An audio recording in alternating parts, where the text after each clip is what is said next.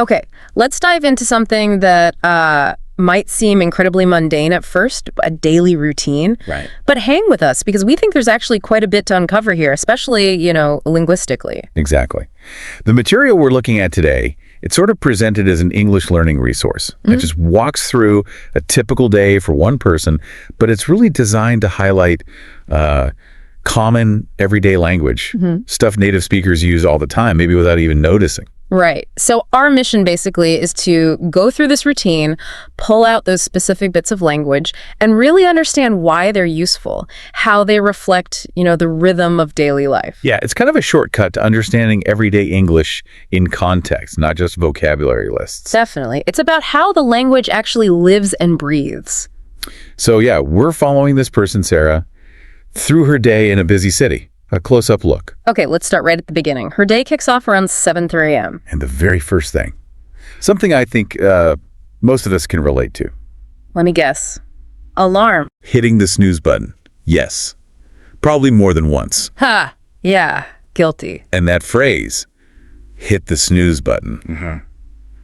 It's not just describing the action, is it? It kind of captures that whole feeling. That reluctance, yeah. That little negotiation with the morning. Exactly. It's such a common thing. It gets its own specific idiom. It really does. You say that and everyone knows exactly what you mean. Okay, so once she finally drags herself out. Well, yeah, she gets out of bed, does the usual stretching, yawning, all that standard waking up stuff, then heads to the bathroom. And the routine there. Pretty standard again.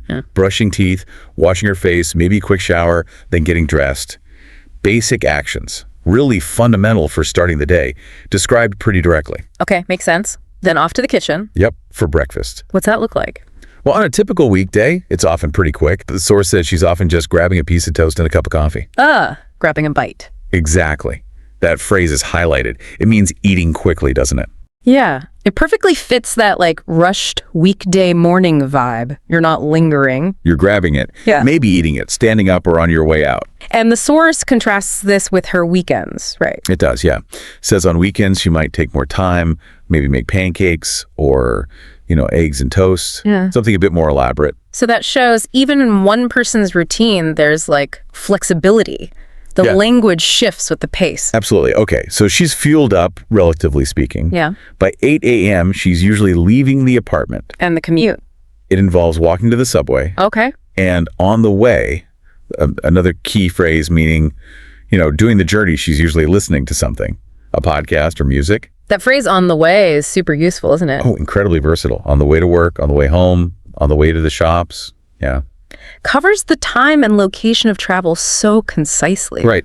And the source mentions sometimes her journey might include a little interaction, like running into her neighbor, Tom. Oh, okay. Just a quick chat before they head to their different trains, everyday stuff. So where's she headed? Where does she work? Downtown, at a marketing firm. Okay, marketing.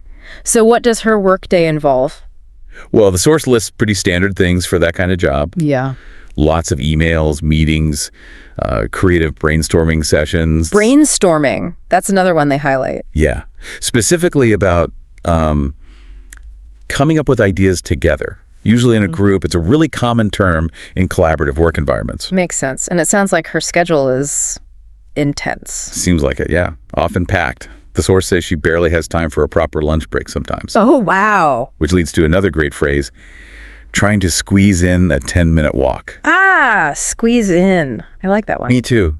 It means finding time for something when your schedule is already tight, right? Like you're literally physically squeezing it into a full container. Yeah, it tells you not just what she does, but the effort involved, the context. Exactly. It adds that layer of meaning. So much more descriptive than just saying find time. Okay, so what about the afternoon? Afternoon tasks shift a bit. Maybe reviewing campaign results, calling clients, updating social media content, the execution side of things. Right. And it mentions things can definitely get stressful, especially around deadlines. I can imagine. Marketing deadlines can be tough. But interestingly, it notes she handles pressure quite well. Okay, handles pressure, meaning she deals with stress effectively. Yep, that's the common way to put it. A key skill, really. It implies, staying competent and calm when things get rough. Got it. Okay, so workday wraps up, then what? Usually head straight home. Makes sense after a busy day. And often, again, on the way home, she might pick up groceries, Pick up. Okay, what does that imply here? Buy or collect? Yeah, exactly. Buying or collecting something, often quickly, maybe as part of that journey home, it suggests it's not like a big weekly shop. More like grabbing a few things needed for dinner. Convenience. Precisely. Just what's needed right then. And dinner itself, well, it depends. On her energy levels, I'm guessing? Totally. If she's tired, it's easy stuff. Takeout or maybe heating up leftovers. We've all been there. Oh, yeah. But if she's got a bit more energy, the source says she enjoys cooking something simple and healthy. Maybe stir-fried vegetables or pasta. Nice. So again, the routine isn't totally rigid. There's choice. Right. It adapts. Evenings generally are her downtime, her time to relax. What does that typically involve? The usual suspects, really. Changing into comfy clothes, that classic signal the workday is over. Maybe watching some TV, reading a book. Standard relaxation stuff. Does she connect with people? Yeah, that's mentioned too. Yeah. Sometimes calling her parents or catching up with friends online. Catching up with. Good phrase. It means more than just talking, right? It's specifically about finding out what someone's been doing since you last properly spoke. Sharing news. Getting updated, reconnecting. It implies that shared history. Exactly. And if she's feeling particularly energetic, even after work, she might exercise. Yeah, maybe some yoga or a run in the park. It's an option, not necessarily every day. That feels very realistic. Some days you have it, some days you don't. Right. Finally, the day starts to wind down. Around 10:30 p.m., she starts getting ready for bed. The final stretch. Yep. Setting the alarm, which, might get snoozed the next morning. Full circle. Yeah. Maybe scrolling through her phone for a few minutes, then lights out. Sleep. Ready to repeat. Okay, so let's pull back and think about why breaking down this ordinary day is actually so useful, especially for language. Right. We've hit on quite a few phrases. We have hit the snooze button, grab a bite, on the way, brainstorming, squeeze in, handle pressure, pick up, catch up with. Yeah, and these aren't like academic vocabulary, are they? They are the absolute nuts and bolts of everyday conversation. Exactly. Understanding them and maybe starting to use them is key because they're everywhere when people talk about daily life, work, plans. They add a naturalness, a specificity that simpler words just don't have sometimes. Using squeeze in instead of just find time or catch up with, instead of just talk to, it makes your English sound much more, fluid. Authentic. Right. It shows you get the nuances of these common situations. You're moving beyond basic meaning into the feeling and context. So for you listening, why is this deep dive into Sarah's seemingly simple routine valuable? Well, because by following the story and really focusing on how things are described, you're getting a practical vocabulary lesson, but embedded in a real context. It's not just a list. You see how these essential phrases actually work together to paint a picture of a normal day. It makes everyday English feel more tangible, less abstract. Breaking down a routine like this really helps you see the structure, the flow, and the specific language tools people use constantly. It shows how our language reflects all those small, repeated actions that, make up our lives. And the source material makes a nice point at the end, too, that even this ordinary routine helps Sarah stay grounded, balanced, especially in a busy city. There's something to that, isn't there? The structure of routine, even a simple one, can be a kind of anchor. It really can. And maybe that leaves us with a final thought for you to consider. How might exploring the simple structure of a daily routine, maybe Sarah's, maybe your own offer insights, not just into language, obviously, but maybe also into those quieter ways we all find a bit of stability, a bit of presence in a world that often feels like it's moving way too fast. Something to think about as you go about your own day. Okay, let's unpack this. Welcome to the deep dive. This is where we take some kind of source material, could be anything, research, an article, maybe just a conversation like today, and really pull out the key stuff for you. The goal is simple, give you the core insights, maybe the surprising bits, without you having to, wade through it all yourself. So today, we're diving into something super common, something you probably do, all the time without even thinking much about it. Informal introductions are source. It's actually just a very short kind of everyday dialogue, captures that moment perfectly. And our mission is to look, underneath the simple chat, to understand the mechanics, the sort of subtle cues and maybe unwritten rules that make these introductions actually work smoothly. Okay, so the dialogue kicks off with two guys, Jim and Charles. They're at some sort of gathering. Jim spots someone standing near their friend Barbara, asks Charles, hey, who's that? Charles says, oh, that's Mary. And then importantly, he immediately asks Jim, did you meet her before, maybe at Steve's party? And Jim's response is clear, no. no, I wasn't there. Yeah, and what's interesting right off the bat is the social intelligence here. Kim doesn't just walk up to the stranger, right? He uses his existing link, Charles. Yeah. It's a safer bet, really. Yeah. A lower risk way to signal, hey, I'm interested in meeting this person, and Charles gets it instantly. That question, did you meet her before, is not just like a memory test. Right. It's confirming, basically, is there a need for me to introduce you? If they'd already met, well, his job's done, isn't it? Yeah, exactly. So Jim saying, no, I wasn't there, it's more than just his location history. It's the signal back to Charles, go ahead, the path is clear, no previous connection. Creates the opening. Which Charles then takes. Precisely. And thinking bigger picture, social dynamics, Charles's next step is vital. He sees that opening and steps into that role. The social facilitator doesn't hesitate. He just offers proactively. Oh, well then let me introduce you to her now. That's the intention turning into, well, action. That step is key, isn't it? Turning to Mary, Charles just does the introduction. Mary, this is my friend Jim. Simple, concise, gives the names, and crucially, the connection, my friend. And the responses that follow, Mary's, hi, Jim. Nice to meet you, and Jim's, you too. They seem like throwaway lines, polite noises, but they're really essential. Think of it like the verbal handshake. Okay, yeah. Seals the deal. It does. It's that mutual acknowledgement. Okay, introduction complete. We are now socially connected. They've gone from strangers near each other actually being linked. But crucially, it doesn't just end there. That's also telling. It flows right into trying to build something on that new link. Right, which brings up a good point. Yeah. What's the actual goal here? It's usually not just exchanging names. It's really about opening a door, right, for more interaction. So Jim's immediate follow-up asking, would you like a drink? That's a classic move. Very low stakes. That's not intimidating. Not at all. It's just an offer. A simple shared activity gives them an immediate common purpose. And it pushes the interaction just beyond that initial nice to meet you. Mary saying yes confirms, okay, this connection is moving forward. So if you map it out from this short little chat, you see this whole kind of layered process. You've got the initial interest, but channeled through someone mutual. Then that quick check, do you already know each other? Confirming no prior link. Then the facilitator, Charles, steps up proactively. Yeah. The actual name exchange, the mutual nice to meet yous. He acknowledged me. And then straight away, that bridge building question to give the new connection somewhere to go. It really is like a little dance, isn't it? All these social cues and responses. And understanding that structure, like what's happening just below the surface of those simple steps. It makes your own introductions feel, well, maybe less random or awkward. You can see the logic, the flow. Yeah, it felt so easy in the dialogue, just a few lines back and forth. Effortless. And that ease, it comes from hitting those steps we just talked about, even if it's unconscious most of the time. Absolutely. So thinking about this little deep dive we just did, here's something maybe for you to chew on. How much of our everyday social stuff, like this simple introduction, relies on these implicit agreements, these subtle signals we send and receive? What other unwritten rules are we following constantly without even realizing it? And maybe just noticing them. How could that change how you navigate things next time you, say, meet someone new? Worth thinking about. All right, welcome to the deep dive. Today we are diving into accents, those delightful variations in how English sounds across the globe. Yeah, and it's more than just delightful, right? I mean, think about it. If you can understand a variety of English accents, that really shows a pretty high level of mastery, wouldn't you say?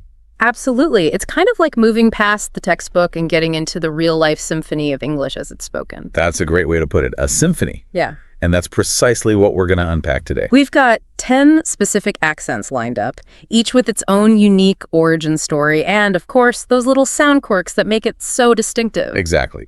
For each accent, we'll give you a little background, like where it comes from, what makes it special to the ear, and then we'll even play a sample sentence so you can hear it in action. And, of course, we wouldn't leave you hanging.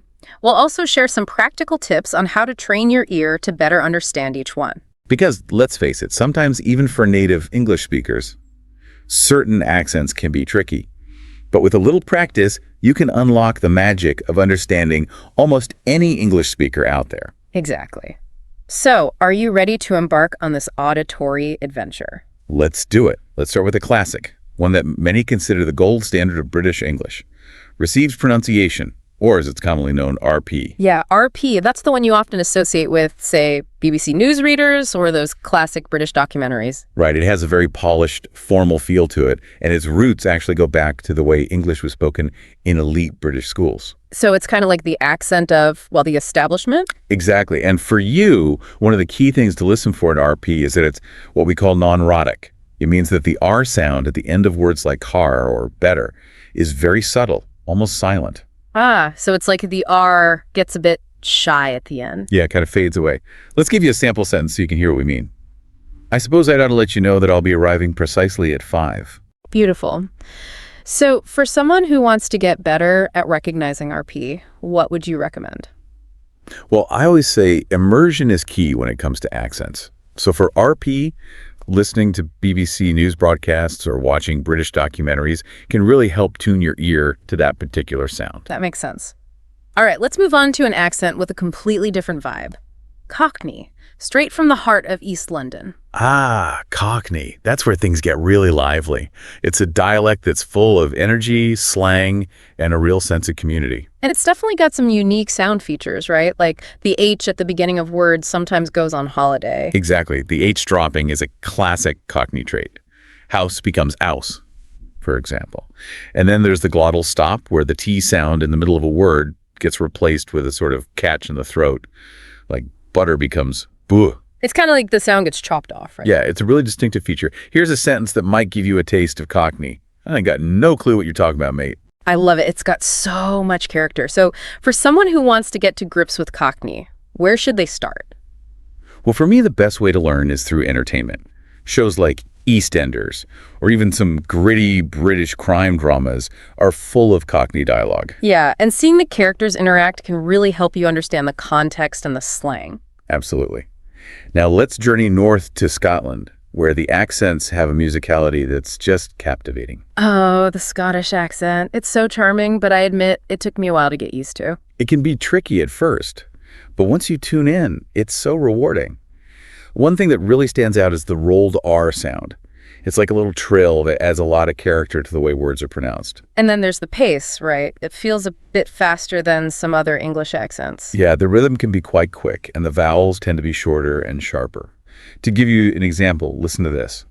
I've been working hard this week, so I have. That rolled R is so clear. So for someone who's new to the Scottish accent, what's a good strategy? Well, I'd say subtitles are your friend. Start by watching something Scottish with the subtitles on, so you can match the sounds to the written words. And then as you get more comfortable, try turning the subtitles off and see how much you can pick up. Great advice. Now let's hop across the Irish Sea to Dublin, where the accent is known for its warmth and that delightful lilt. Ah, the Dublin accent, it's like music to the ears. One thing that really makes it stand out is the way the TH sound is often pronounced as a T or a D. Think might sound like tink and that like that. Yeah, it gives it such a unique flavor, and then there's that characteristic upward inflection at the end of sentences, even when it's not a question. Exactly. It's like everything ends on a bit of a lift. Here's a sample sentence. Did you hear about the fella who moved in next door? You can really hear how the becomes duh, and that rising tone at the end of next door. So how can someone get more familiar with the Dublin accent? Podcasts are a great way to immerse yourself in natural conversation. Look for podcasts hosted by Dubliners. One suggestion would be the Blind Boy podcast, which is full of that authentic Dublin sound. All right, now let's cross the Atlantic to the United States, where we'll start with the accent you often hear on TV and in movies, General American.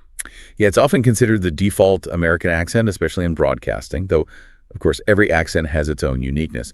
One of the key things that defines General American is that it's rhotic, meaning that the R sound is pronounced clearly in all positions. So unlike RP, where the R might disappear at the end of a word, in General American, it's always there. Precisely. Here's a sample sentence. I was wondering if you wanted to grab coffee later. You can clearly hear that R in wondering and later. And luckily for anyone who wants to get accustomed to this accent, it's pretty easy to find, right? Absolutely. Most mainstream American sitcoms and talk shows feature people speaking with General American accents, so just tuning into those can be a great way to get familiar with the sound. All right, now let's head south in the U.S., where the pace slows down and the vowels stretch out. The Southern American accent. Ah, yes, the Southern drawl. It's a classic. One of the things you'll notice right away is that the vowel sounds are elongated, giving it that laid-back, almost musical quality. And it's not just the sound, right? There's also a whole collection of unique phrases and expressions you might hear down south. Absolutely. You might hear someone say, well, now I reckon. Or, y'all come back now. You're here. It's full of warmth and charm. Here's a sentence to showcase that southern sound. Well, now, I reckon we ought to get going before sunset. You can really hear those vowels stretching out in now and going. So for someone who wants to experience the southern accent, what would you suggest? Movies set in the American South are a great option. Something like Forrest Gump or The Help will give you a fantastic sense of the accent, and the stories themselves are incredibly engaging. All right, ready to hop over another ocean? Let's head to Australia, where the accent has a laid-back, almost playful quality. Yeah, the Australian accent is so distinctive, and it's got some really interesting vowel shifts. For example, day might sound more like die to you, and mate might sound more like might. And then there's that upward inflection at the end of sentences, almost like everything's a question, even when it's not. Exactly, it adds to that relaxed, friendly vibe. Here's a classic Australian greeting. G'day, mate. Fancy a cuppa. Love it. You can really hear how mate almost sounds like might. So where should someone start if they want to get their ear attuned to the Australian accent? For a fun and lighthearted approach, try watching some Australian TV shows. Bluey's a great one for all ages, and Kath and Kim is a classic comedy.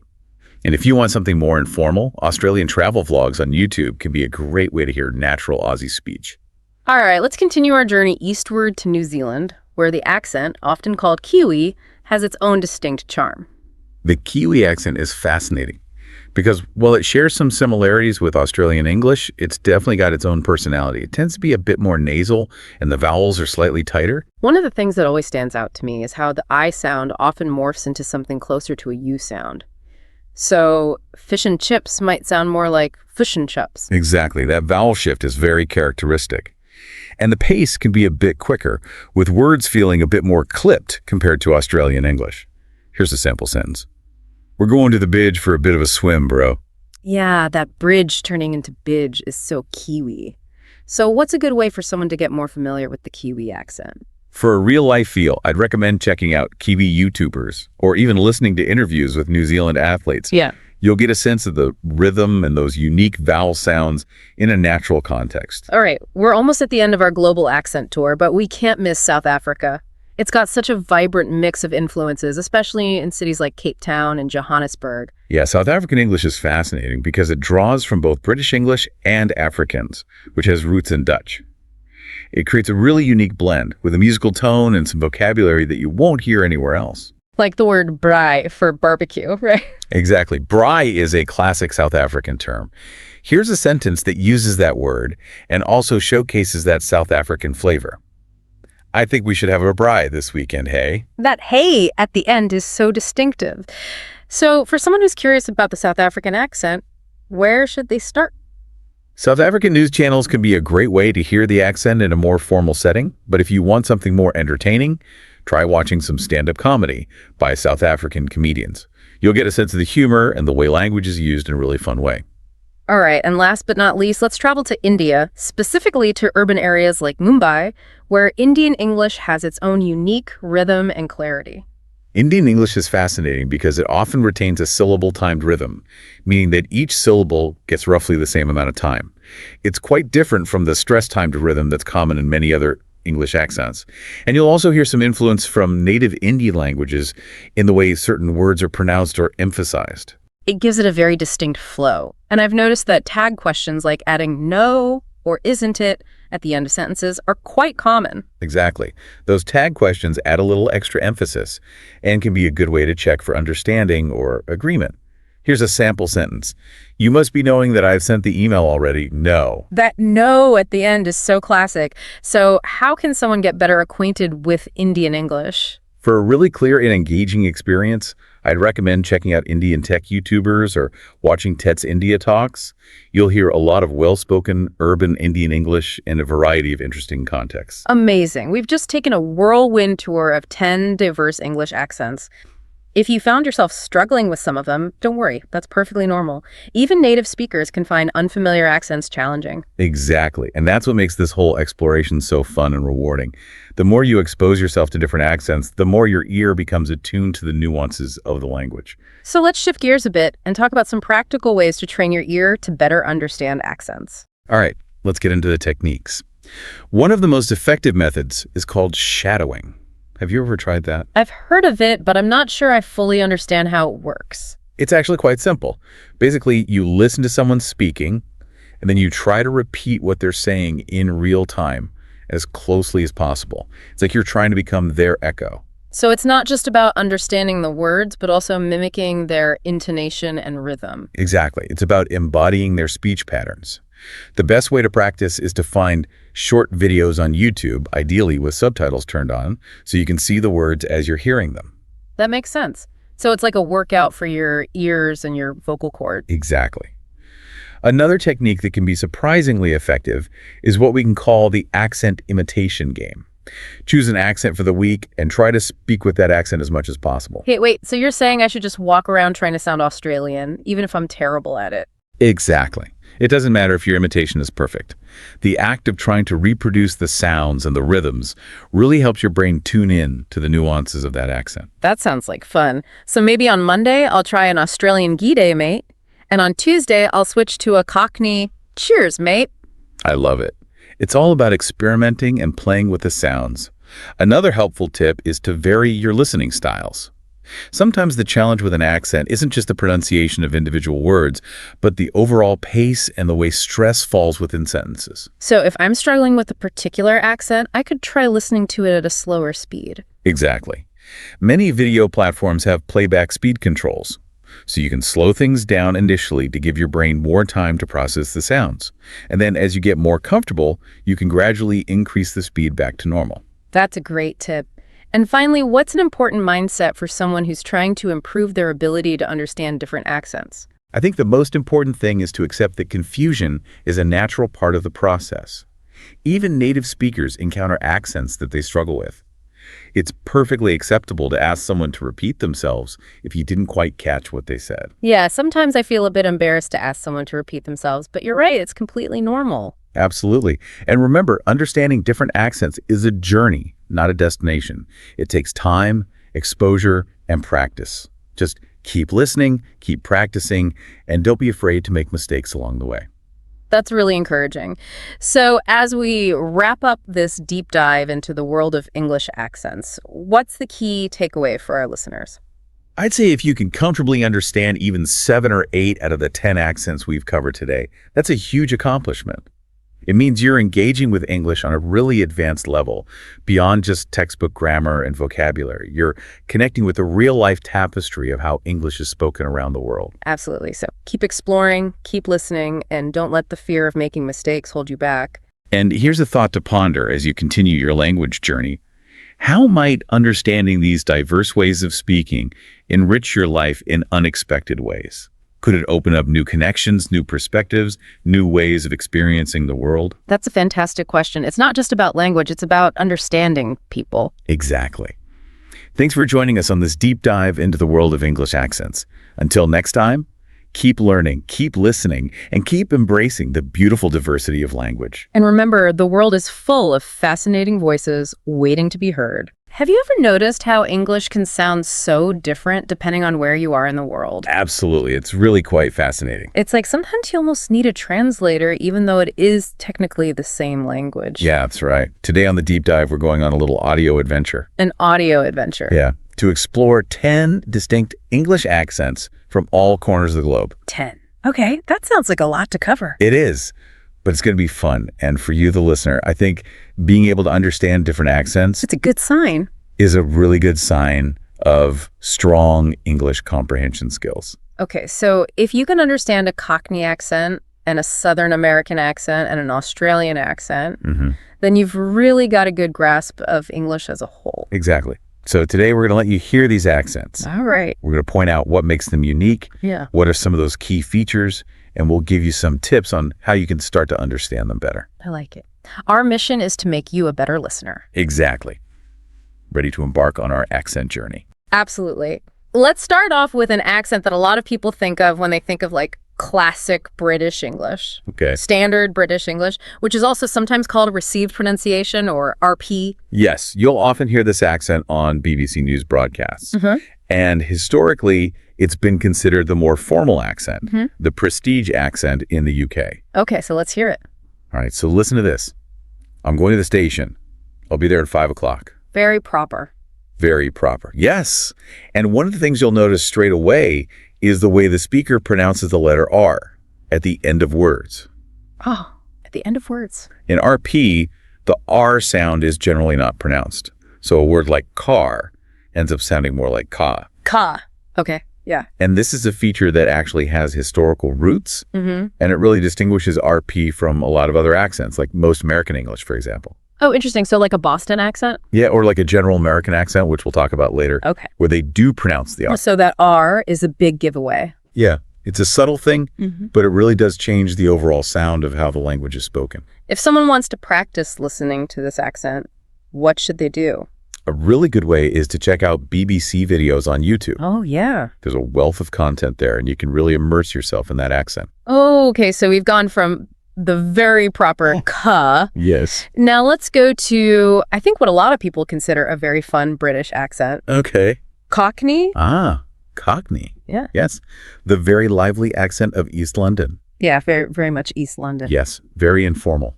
Quite fast. Yeah. Here's an example. Yeah. I ain't seen him in ages, mate. So much energy in that one. Lots of energy, right? Yeah. And there's some really interesting things happening there, phonetically. Phonetically. Yeah, like the tut sound in the middle of words often gets dropped or replaced with a glottal stop. A glottal stop. Yeah, so like imagine instead of saying bottle, you say bowl, bowl. Oh, Like a pause in your throat almost. yeah, exactly. It's like a little catch in your throat. And another really well-known characteristic of Cockney is the way that the sound often becomes an F sound. Oh, so like think becomes think. Exactly. Think Yeah. becomes think, and this is called the fronting. The fronting. Yes. In linguistics, it's a really defining feature of the accent. So if you want to practice your Cockney English, Yes. where should our listeners go?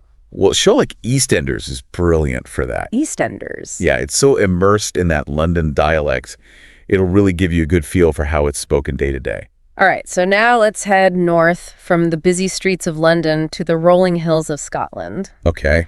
and the beautiful Scottish accent. Oh, the Scottish accent with so much character. I love the Scottish accent. It's beautiful, but it can be a little challenging to understand sometimes. Yeah, I mean, for me, it's always been easy to understand, but I know some people really struggle with it. It does have its own particular sounds and a really strong rhythm and sometimes a very different vocabulary. Okay, let's hear it. Have a listen to this. I'm going to take the shop. How am I saying? Oh, I love it. It's great, isn't it? You can hear that faster pace, and as you mentioned, some different words popping up. Yeah. Yay, meaning small. Hey, meaning, yes, those are classic Scottish words. Yeah, so how can we practice this?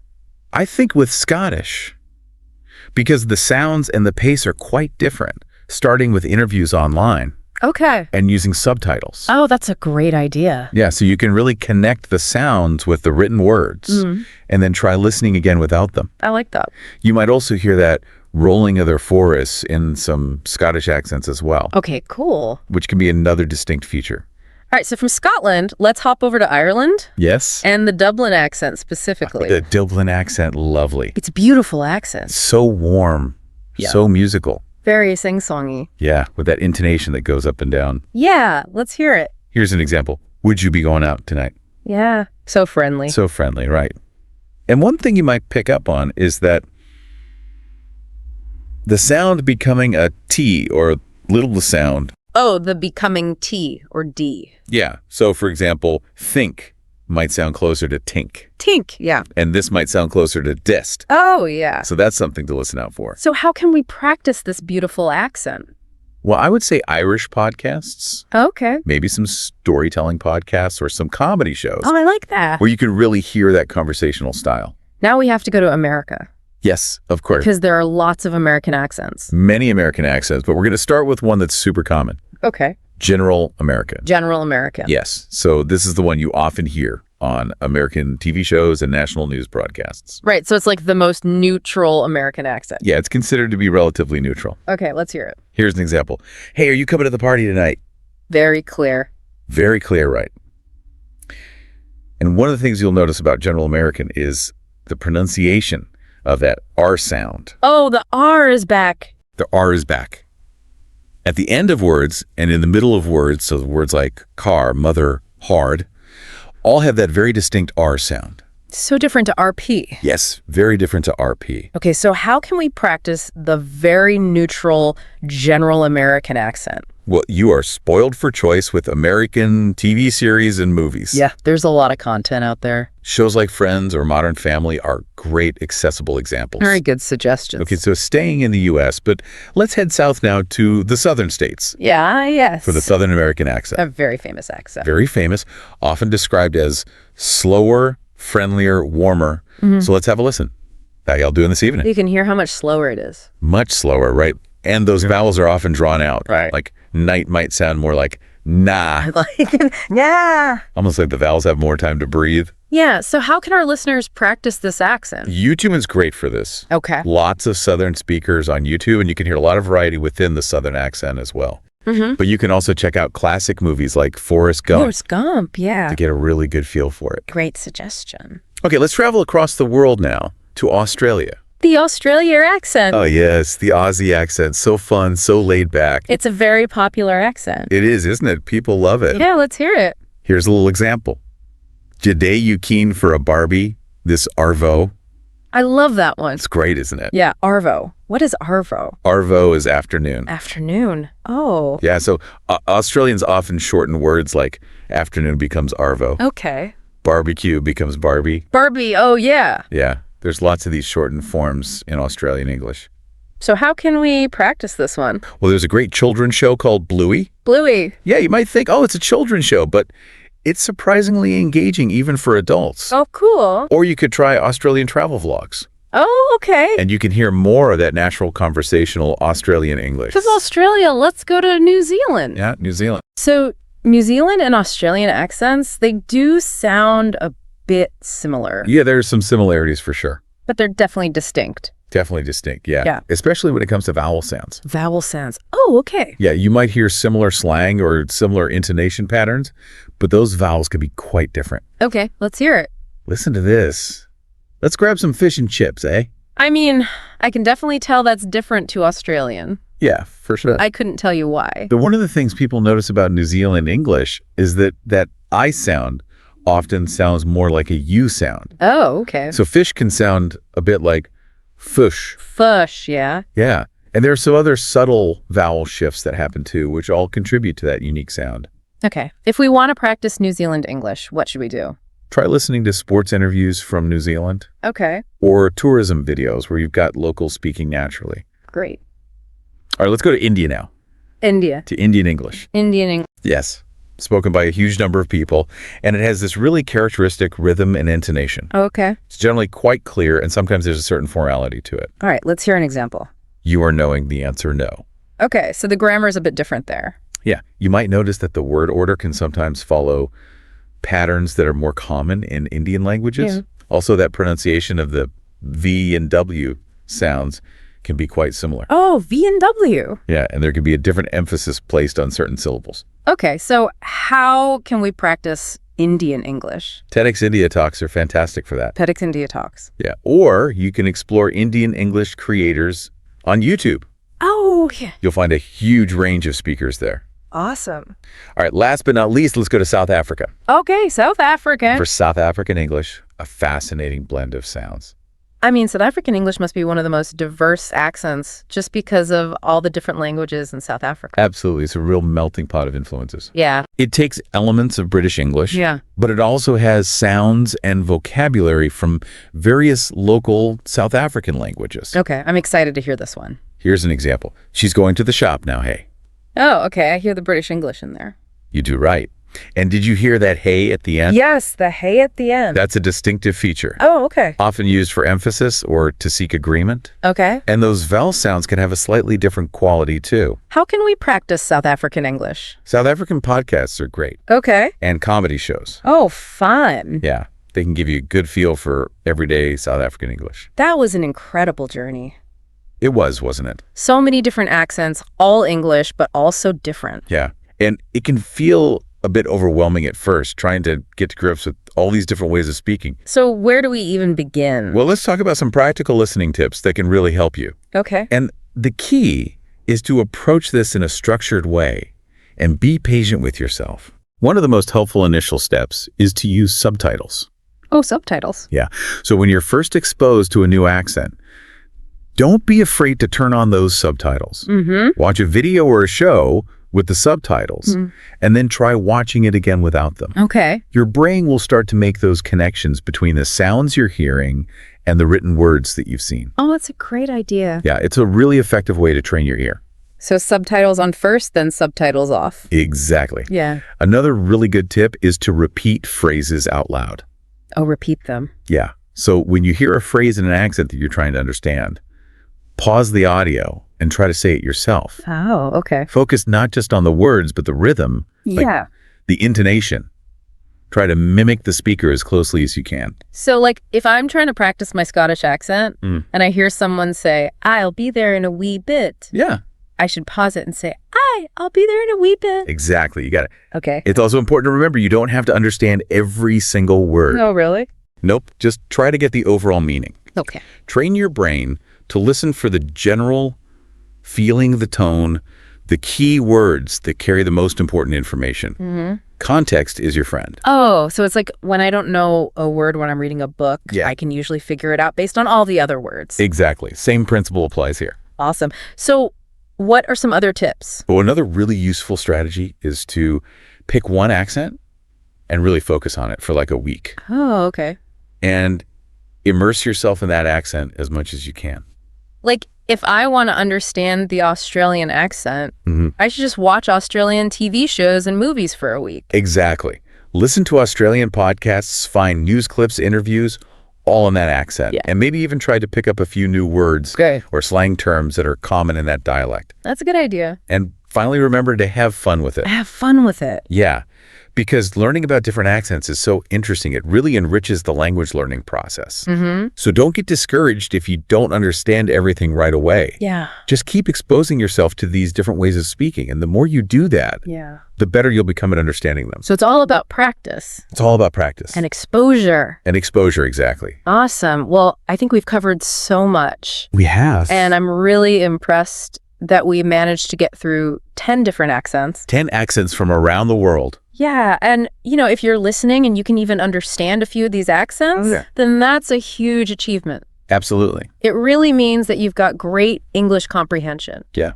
You should be proud of yourself. So keep listening, keep exploring this amazing variety of English from around the world. Yes. And enjoy the journey. Enjoy the journey. And who knows, maybe in a future deep dive, Oh. we could do some interactive exercises or dialogues Oh, that's a good idea. to help you practice even more. I love that idea. Well, thank you so much for joining us on this accent adventure. Thank you. Happy listening, everyone. Welcome back to the deep dive. We all want to understand things better and faster, right? Yeah, absolutely. Well, today we're going to give you a bit of a superpower. Ooh, a superpower. That sounds exciting. It is. We're going to dive deep into the world of English accents. Nice. And we're going to unlock the secrets of 10 distinct accents, to be exact. 10. Yeah. 10 different English accents. Wow, that's quite a journey. It is. And, we've been going through all sorts of fascinating resources to really break down these accents, to give you a clear picture of how they sound, how to recognize them, what are the key features. Right, because when you can identify an accent, you suddenly unlock this whole other level of understanding of the language. Absolutely. It's like, those aha moments. Exactly. It makes it so much more rewarding. Yeah. So today, our mission is to give you a solid foundation in these 10 accents. Okay. Help you tune your ears, really appreciate the amazing diversity of English. I like that. So, where are we going to start today? Well, I think the natural starting point would be American English. I mean, it's the accent that many people are most familiar with, right? Right. It originates in the United States, of course. And, thanks to global media, it's become pretty prominent. Yeah. Yeah. It really has. One of the key features that we see highlighted in a lot of our sources is the clear pronunciation. Right. That clarity. And particularly that strong R sound. Yes. That R really stands out. You can hear it at the end of words, even in the middle of words. Absolutely. It's very distinct. Yeah. Like if you take the example sentence, hey, what's up? Do you want to hang out later? Yeah. That later, you really hear that R. You do. You do. And it's quite different from some other English accents. It is. It is. And an easy way to kind of get your ear accustomed to this is by watching popular shows like Friends. Oh, yeah. Or even The Simpsons. The Simpsons, exactly. Yeah. Very accessible. Okay, so that's American English. What's next? All right, well, let's hop across the Atlantic and we'll land in British English. Okay. Specifically, what's often referred to as standard British English. Right. So this is the accent you would typically associate with London, with broadcasters like the BBC. Right, right. So what's interesting here is one of the defining features is the absence of that strong R sound at the end of words. You got it. It's often called non-rhotic. Non-rhotic, yeah. So where an American speaker would say, later with a strong R, Yeah. somebody speaking standard British English might say something closer to late. Right? A very classic example sentence is, would you like a cup of tea? Yes. And you notice how that R in tea is not strongly pronounced? It's almost like it fades away. It kind of disappears. Yeah. It's a real noticeable difference. It is. And the best way to get used to this, is listening to BBC News. Yeah, or British YouTubers. Lots of great content out there. Yeah, absolutely. So we've covered standard British English. What about within the UK itself? Well, within the UK, you've got so many fascinating regional variations. But one that we can explore is London English, often known as Cockney. Cockney, yes. And our sources tell us this originates in the East End of London. Okay, now this one is where things get really interesting. Yeah. Because Cockney often has a much faster pace. Right. And there's this tendency to kind of soften or even drop T sounds. Yeah, it gives it a whole different rhythm to the speech. It does. It really does. For example, the word water might become water. Water. Yeah. And an example sentence that really illustrates this is, I ain't got no idea, mate. Yeah. Mate, of course, is a big giveaway as well. It is. It's a very common term of address. Yeah. And the best way to understand this one, I think, is to watch some British dramas. Yeah. Maybe with subtitles initially. Yeah, subtitles could be helpful. Because it's that faster pace and those dropped T sounds, they take a bit of getting used to. They do. They do. All right. So from the East End of London, where are we going next? All right. Well, let's head north to Scotland. Oh, Scotland. And we'll delve into Scottish English. Scottish English. I love Scottish English. It's got such a distinct sound. It's described as strong, almost musical. It is, yeah. And often spoken quickly as well. It is. Which adds to that kind of, I don't know, it's very unique. Yeah, the musicality comes from the intonation patterns. Yeah. Some really unique vowel sounds that you'll encounter. Yeah. And a good example sentence to illustrate this is, I'm heading to the pub, you comin'. Yeah, so you hear the dropped G in he and comin'. Exactly. And of course, ye instead of you is a classic Scottish thing. Absolutely. So how do you recommend people try to understand Scottish English better? Well, given that there are these really distinct sounds and it can be spoken quite quickly, I think using subtitles is a good idea. Yeah. And also trying to repeat words slowly. Okay. Just to kind of get your mouth around those shapes. Yeah. Yeah, takes a bit of practice. It does. All right. Well, from Scotland, where are we going next? All right, we'll cross the Irish Sea now. Okay. And we'll arrive in Dublin. Oh, Dublin. And delve into the world of Irish English. Irish English. Yeah. Now, this one, particularly from Dublin, it's often described as having such a friendly and soft tone. Yeah. And this really interesting rising intonation at the end of sentences. It does. Almost like every sentence has a little question mark at the end. It does. It's almost like they're inviting you to agree with them. It's very engaging, very welcoming. It is. And another characteristic is how C sounds are often pronounced as a D or a T. Yeah. So think might sound more like kink. Right. This might sound more like this. Yeah. And an example sentence that captures all of this is, are you going to the party? Yeah. Yeah. Yeah. You're really hearing that. Yeah. At the end. Exactly. The rising intonation. It's lovely. So how do people get more familiar with Irish English? Well, there's a wealth of content online. I mean, watching Irish vloggers on YouTube is a fantastic way. Oh, yeah, that's a good idea. To hear it in everyday conversation. Okay, all right. So from Dublin, we're going, I believe, down under now, right? That's right. Let's head down to the Southern Hemisphere. Okay. And explore Australian English. Aussie. Aussie! This is a great one. Yeah. So it's known for being very relaxed. It is. And there's a tendency to shorten words. Right? But also to kind of draw out some of the vowel sounds as well. Absolutely. It's a unique combination. It is. So an example of this would be, "Gay May, let's grab a coffee this Arvo." Arvo, as our sources tell us, is short for afternoon. Exactly. Arvo, that's a good one. Yeah, very common. So to get familiar with Australian English, what do you recommend? Well, there's a fantastic Australian cartoon called Bluey. Oh, Bluey, yeah. And it's aimed at children, so the language is clear. Right. But the accent, those little vocabulary quirks, it's all there. Yeah. Plus, it's a great show. It's very enjoyable. Okay, so from Australia, where are we going next? Okay, well, we're going to stay in the Southern Hemisphere, Okay. but we'll move a little further east to New Zealand New Zealand. and explore New Zealand English. New Zealand English. Very interesting. Yeah. Now, this accent is often compared to Australian English. Right. And while they do have some similarities, the key differences are often in the vowel sounds. That's a great point. The classic example is fish and chips can sometimes sound like fish and chops. Fish and chips, yeah. It's subtle. It's subtle, but it's definitely noticeable. It's noticeable, yeah. Yeah, it is. And a sentence that, kind of demonstrates New Zealand English is, "We're going to the beach this weekend." Yeah, very common phrase. It is. But again, pay attention to those vowels. They're really what set it apart. So the key tip here is actively listen for those vowel sounds to tell it apart from Australian English. Exactly. Okay, so from the land of the Kiwis, where are we headed? All right, well, let's journey from the Pacific now over to the Indian subcontinent. The Indian subcontinent. Okay. And explore Indian English. Indian English. Yeah. So this accent is often described as being very clear and polite, It is. but with its own distinct rhythm and intonation patterns. Absolutely. Yeah. So it's quite unique in that way. It is. Even though the vocabulary and the grammar might be, standard English, Yeah. the way it's spoken can sound quite different. Yeah, the rhythm is really the key. It is. A good example sentence here is, "I am sending you the message no."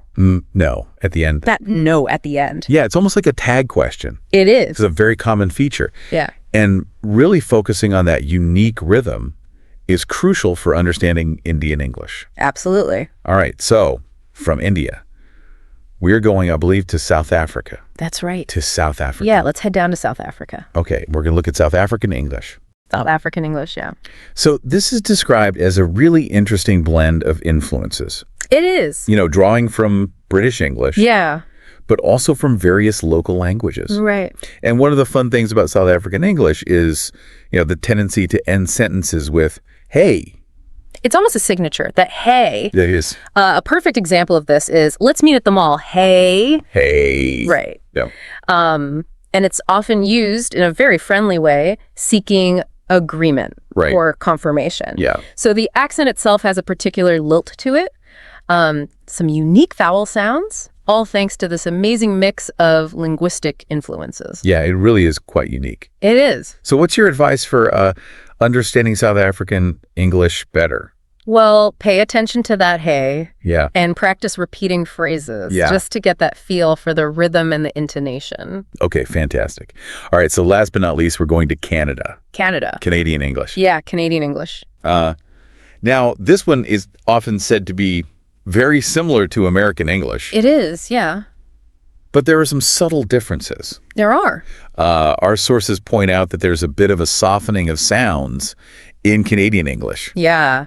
And, of course, the frequent use of eh at the end of sentences. The very friendly. The very friendly eh, yeah. Right. So while to many ears, Canadian and American English might sound almost identical, Yeah, there are subtle differences, and that a can be a giveaway. it can be. Yeah. So a good example of Canadian English is, sorry, I didn't mean to bump into you, eh? Yeah, very polite. That a really adds that Canadian charm, I think. It does. It does. Yeah. So, wow, okay, so we've been on this whirlwind tour. Yeah. 10 different English accents. A global journey. It is. Just being aware of these differences is huge. It is, yeah. So what are some general strategies to get better at understanding these nuances? All right. Well, A really practical tip that comes up in a lot of our sources is using subtitles. Subtitles, yeah. So when you're watching videos or shows, turning on those English subtitles can really help. It connects the sound with the written word. Exactly. It helps your brain make that connection between pronunciation and spelling. So it's like giving your brain two ways to process that information. Exactly. Okay, what's another good technique? Another fantastic technique is repetition. Repetition, yeah. So try pausing what you're listening to and repeating the sentence or phrase. Okay. So if somebody says, "What's going on?" you repeat back, "What's going on?" Right. And this really engages both your auditory and your speech processing. It's like you're mimicking. You're mimicking, yeah. You're helping your brain rewire itself to recognize those new sounds. Exactly. Yeah. Now, another interesting suggestion was watching children's shows from different countries. Why is that? Well, children's shows tend to use simpler vocabulary. Yeah. And often have clearer pronunciation. Right. Less slang, fewer idioms. Exactly. So, for example, if you want to get familiar with Australian English, you mentioned Bluey earlier. Bluey, yeah. But there's also, Peppa Pig from the UK. Yeah. Sesame Street from the US. Yeah. These shows are great because the language is simpler. It is. It's less overwhelming than, a complex drama or a fast-paced news broadcast. Yep. It allows you to really focus on that accent. Right. And of course, they're entertaining. They are. So, it's important not to get discouraged if you don't understand everything right away. Yeah, absolutely. It's totally normal to miss words. Yeah. Or not grasp every nuance. Yeah, even for experienced English speakers. Absolutely. It's totally fine to ask for clarification. Yeah. Things like, "Can you repeat that, please?" Right. Or, "Sorry, I didn't quite catch that." Yeah, those are perfectly acceptable phrases to use. So, and finally, I think this is a really important point. Yeah. Make it fun. Yes. Enjoy the process. Yeah. Try playfully imitating different accents. Right. You don't have to be perfect. Yeah. But the act of trying can really help attune your ear to the subtle differences. Yeah. It's about listening. Yeah. Smiling at the funny sounds you make, Exactly. And repeating. It should be a positive experience. It should be fun. Yeah. So we've explored 10 different accents. We have. You've made significant strides already. Absolutely. What's the key takeaway for our listeners? Keep listening. Yeah. Maintain that curiosity. Yeah. Keep practicing. Yeah. The more you immerse yourself, the better your ear will become at recognizing those subtle differences. Right. And speaking of fun, we're thinking about maybe doing a Guess the Accent segment in the future. Oh, that would be fun. So stay tuned for that.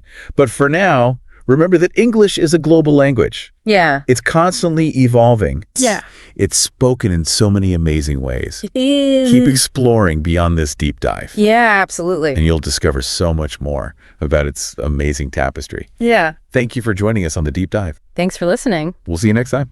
Ever feel like you're just one or two phrases away from sounding like really fluent in English? Yeah.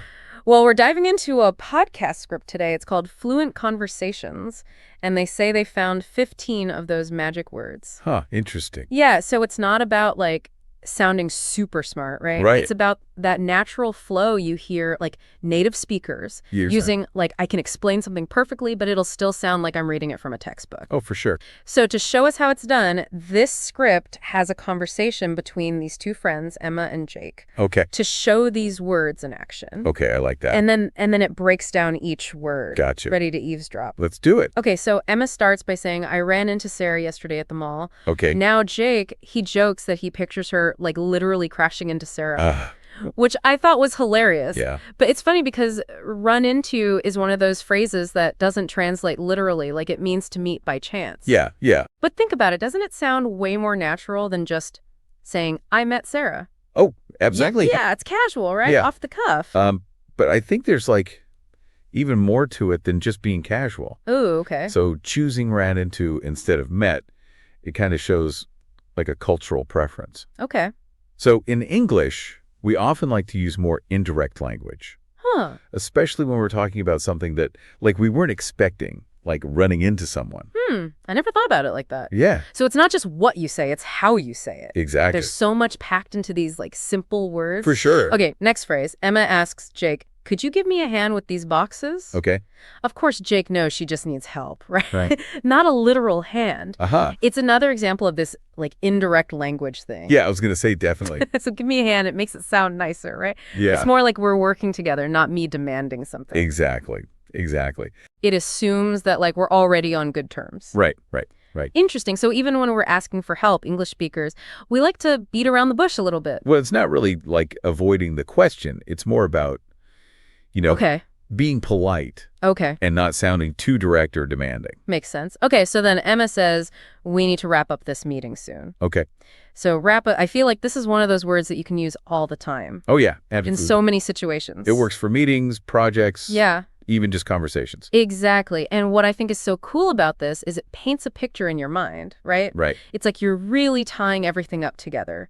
Yeah, I can almost see it. Yeah, and I think because it's so visual like that, it makes it more memorable. Oh, totally. Yeah, and easier to use. Okay, next one. Emma says, I'll keep an eye on your bag while you get coffee.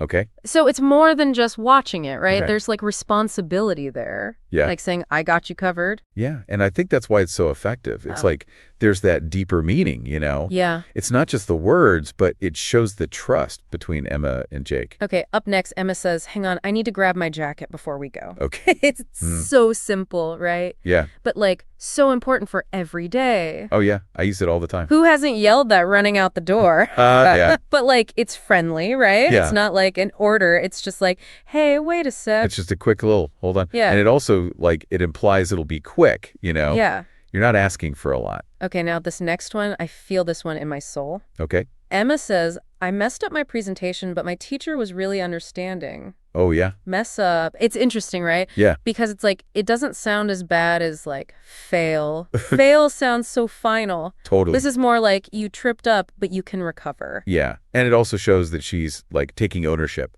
Yeah. But without beating herself up too much about it. Which is good life advice in general, I think. Right. Okay, now Emma asks, Jake, can you drop me off at the bus station? Mm-hmm. Now this one's interesting Oh, how so? because it like kind of shows how we have certain social rules just with language. Oh, boy. Like you wouldn't just ask a stranger to drop you off. Right. You're kind of doing them a favor. Yep. It assumes you already go in that way and you're cool with going a little out of your way. Yeah, exactly. It's way more natural than saying like, can you please transport me to the bus station using your vehicle? Oh, my God, yeah. Okay, what does Emma say next? So Emma says, I'll check it out and let you know. Okay. It's like the perfect thing to say if you want to show you're interested. Oh, yeah, for sure. It's way better than just saying like, okay, Right. you're actually going to like do something. Yeah, exactly. Even though it's simple, Yeah. it shows you're, like, thinking ahead, Yeah. which is good. Okay, then Emma mentions she has to come up with a good idea for our project. Oh, yeah, this is something we can all relate to, Oh, tell me about it. whether it's for work Mm-hmm. or just, like, trying to figure out what to make for dinner. Seriously. It's that mental struggle. Like, you're trying to make something new. Okay, next up, Emma gets excited and says, I'm looking forward to our trip next week. Okay.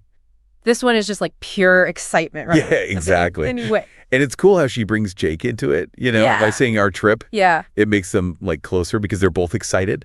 Okay, but then reality hits. Emma says, I need to figure out how to fix this problem. Yeah.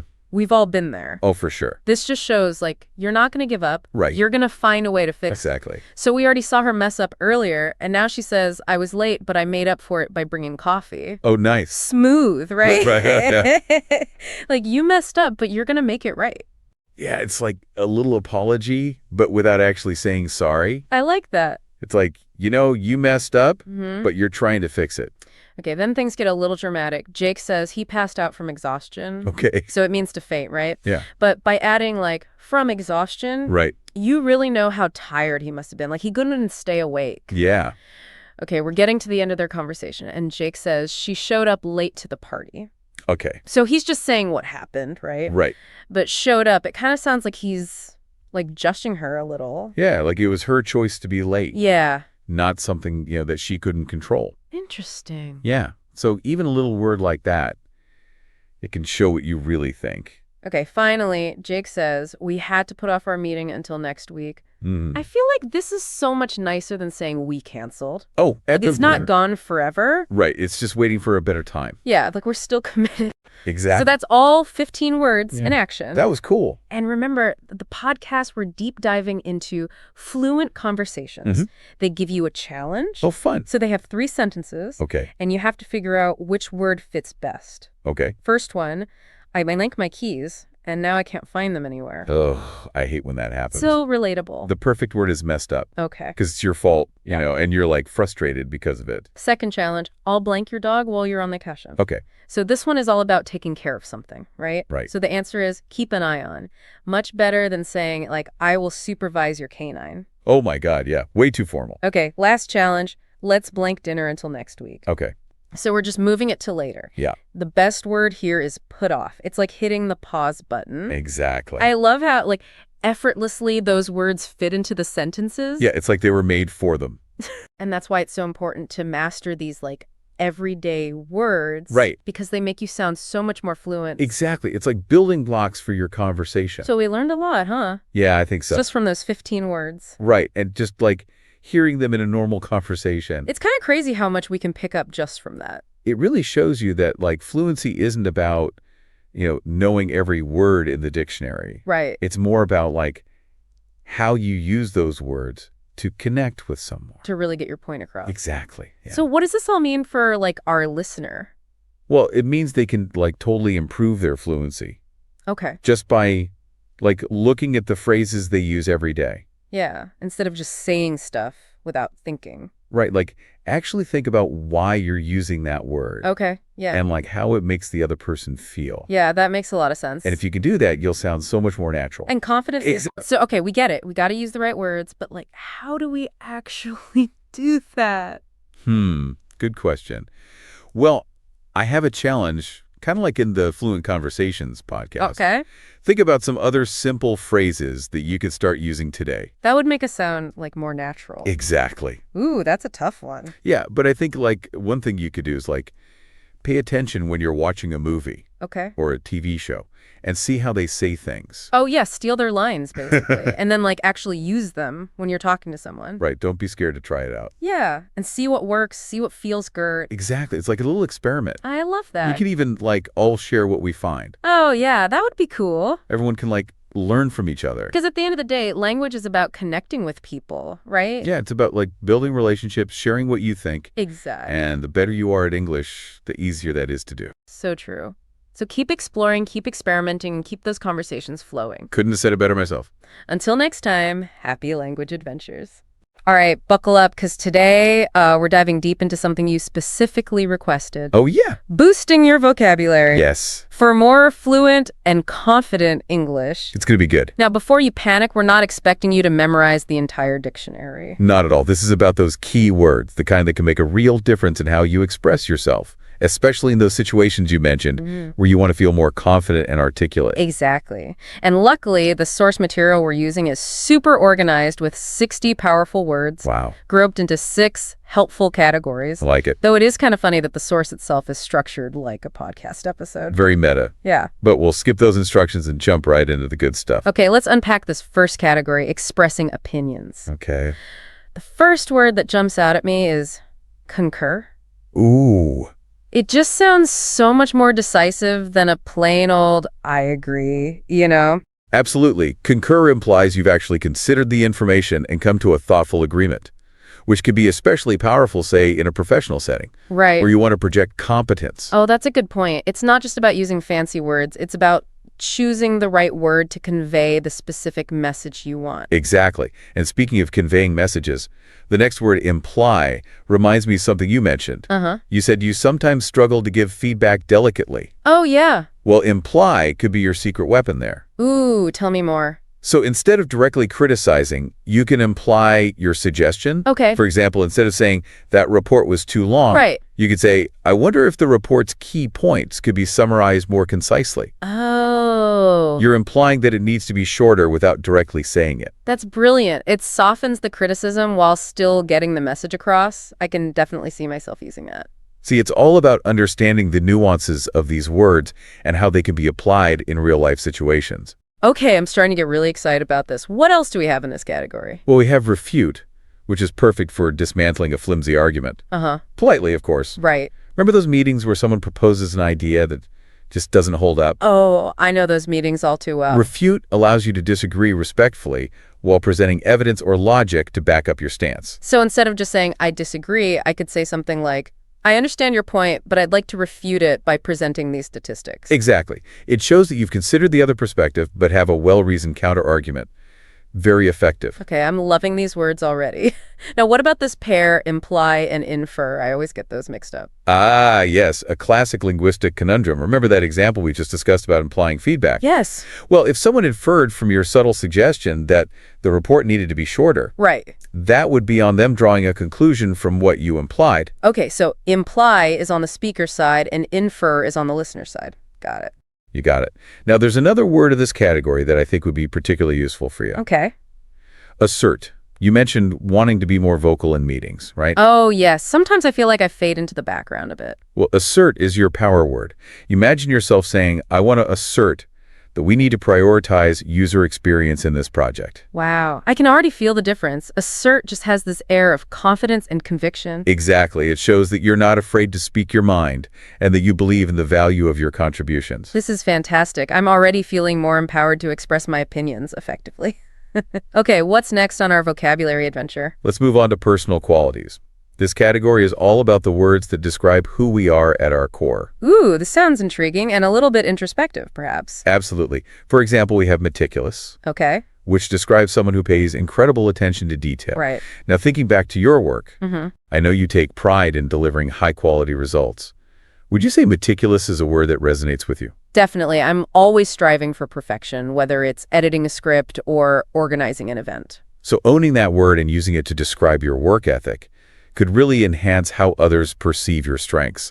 You could say something like, I'm meticulous in my approach to project management, ensuring that every detail is accounted for. I love that. It's not just about sounding smart, it's about accurately representing my skills and values. Precisely. And speaking of values, the next word, resilient, is one that I think we can all relate to. Oh, absolutely. Life throws curveballs, and it's all about how we bounce back. Exactly. Resilience isn't about avoiding challenges. Right. It's about having the inner strength to overcome them. Mm-hmm. And remember that setback you told me about how you handled that difficult client situation? Oh, yeah. That's a perfect example of your resilience in action. You know, you're right. I never thought of it that way, but I did manage to navigate that situation effectively and learn from the experience. Exactly. So when you encounter future challenges, remember that experience and the strength you demonstrated. That's what resilience is all about. Wow, this is really powerful stuff. I'm starting to see how these words aren't just about expanding my vocabulary. They're about reframing my thinking and recognizing my own strengths. That's exactly the point. Now, before we move on, I noticed that candid appears in two categories: Oh. personal qualities and sophisticated conversations. I wonder what that tells us about the importance of honesty. That's interesting. Maybe being candid is more valuable than we sometimes realize, both in our personal lives and in those more complex discussions. It's definitely something to ponder. So before we delve into those sophisticated conversations, let's take a moment to reflect. If you had to choose 3 words from this personal qualities list to describe yourself, which ones would you pick and why? Ooh, that's a great question. I think I would choose meticulous, resilient, and maybe insightful. I feel like those words really capture my approach to work and life in general. Those are excellent choices. And they highlight the power of owning those qualities and using them to your advantage. All right, I'm ready to dive into the next category, words for making conversations sound more sophisticated. But I have to admit, I sometimes feel a little silly using big words in casual conversations. Like, will people think I'm trying too hard? I understand that concern, but think of it this way. These words aren't about showing off. Right. They're about expressing yourself more precisely and vividly. It's like having a wider range of colors to paint with. Okay, that's a helpful analogy. So it's less about sounding smart and more about using the right tool for the job. Exactly. For instance, the word ubiquitous. Yes, it sounds a bit academic, but it's also incredibly useful for describing something that's everywhere. Like, remember how we were talking about that new social media app everyone's using? Oh, yeah? The one that's suddenly taken over all my feeds? Instead of just saying it's everywhere, you could say, that app has become ubiquitous. It just adds a touch of sophistication and precision. You're right, it elevates the language a bit without sounding pretentious. Okay, I'm starting to see the appeal. What other sophisticated words do we have here? Well, there's ephemeral, Okay. which describes something fleeting or short-lived. Right. Now, think about that feeling you describe when a really great book ends, or when you finish a project you've poured your heart into. Oh, I know that feeling well. A mix of satisfaction and a little bit of sadness that it's over. Exactly. It's a bittersweet feeling, and ephemeral captures that perfectly. You could say the joy of finishing that project was wonderful, but also somewhat ephemeral. That's beautiful. I'll definitely be adding ephemeral to my vocabulary arsenal. And, it doesn't have to be reserved for deep philosophical discussions. You could even use it to describe something as simple as a beautiful sunset. Oh, that's true. The sunset's colors were vibrant yet ephemeral. I love it. See, these words can add depth and richness to any conversation, even everyday ones. Now, what about notorious? It's a fun one. Ooh, yes. It's like that restaurant is notorious for its terrible service, or that politician is notorious for flip-flopping on issues. Exactly. It conveys a sense of infamy or bad reputation, adding a little bit of spice to your storytelling. Okay, I'm ready to move on to the next category, words for work and professional settings. I'll be honest, I initially thought I could skip this section since I'm not in a super corporate environment. That's a common misconception. While these words might be frequently used in offices, understanding them can be valuable in any setting where you're collaborating with others. You're right. For example, delegation. It's not just about bosses assigning tasks. It's about effectively distributing responsibilities in any group project, even planning a volunteer event or a community initiative. Exactly. Understanding delegation can help you be a more effective leader even in informal settings. And then there's facilitate, which is such a useful word for anyone who wants to help things run smoothly. Oh, I love facilitate. It's like I want to facilitate a brainstorming session where everyone feels comfortable sharing their ideas. Exactly. It implies a sense of guidance and support, creating an environment where everyone can contribute effectively. Now, I know you mentioned sometimes feeling overwhelmed by group projects. Delegation and facilitate are perfect examples of words that can empower you to take charge and guide those projects towards success. Wow, that's a really empowering perspective. I'm already feeling more confident about handling those collaborative situations. And even a word like synergy, which might make you roll your eyes a bit. Oh, definitely. It's such a buzzword. It is. But putting aside the corporate jargon, the underlying concept is actually quite valuable. Synergy is about recognizing that the combined effort of a group can be greater than the sum of its individual parts. Okay, when you put it that way, it does make sense. It's about the power of collaboration and how different skills and perspectives can come together to create something truly amazing. Exactly. And that's a powerful concept to understand regardless of your work environment. All right, I'm starting to see the value in these work and professional settings words. They might not be the most glamorous, but they are incredibly useful for clear communication and effective teamwork. And speaking of clear communication, let's move on to a category that's all about expressing ourselves authentically, emotions and reactions. This is where things get really interesting. Oh, I love this category. These words are so much more nuanced and evocative than just saying happy or sad. Exactly. It's like having a whole spectrum of colors to describe the complexities of human emotion. For example, exasperated. It perfectly captures that feeling of utter frustration and annoyance, like when you're dealing with a never-ending queue or a computer that just won't cooperate. Oh, tell me about it. I felt that way just this morning when I was trying to book a flight online and the website kept crashing. I can imagine it's much more specific and vivid than just saying annoyed, right? Absolutely. And then there's elated. It's not just happy. It's a feeling of pure joy and exhilaration, like when you achieve a long-awaited goal or receive wonderful news. Exactly.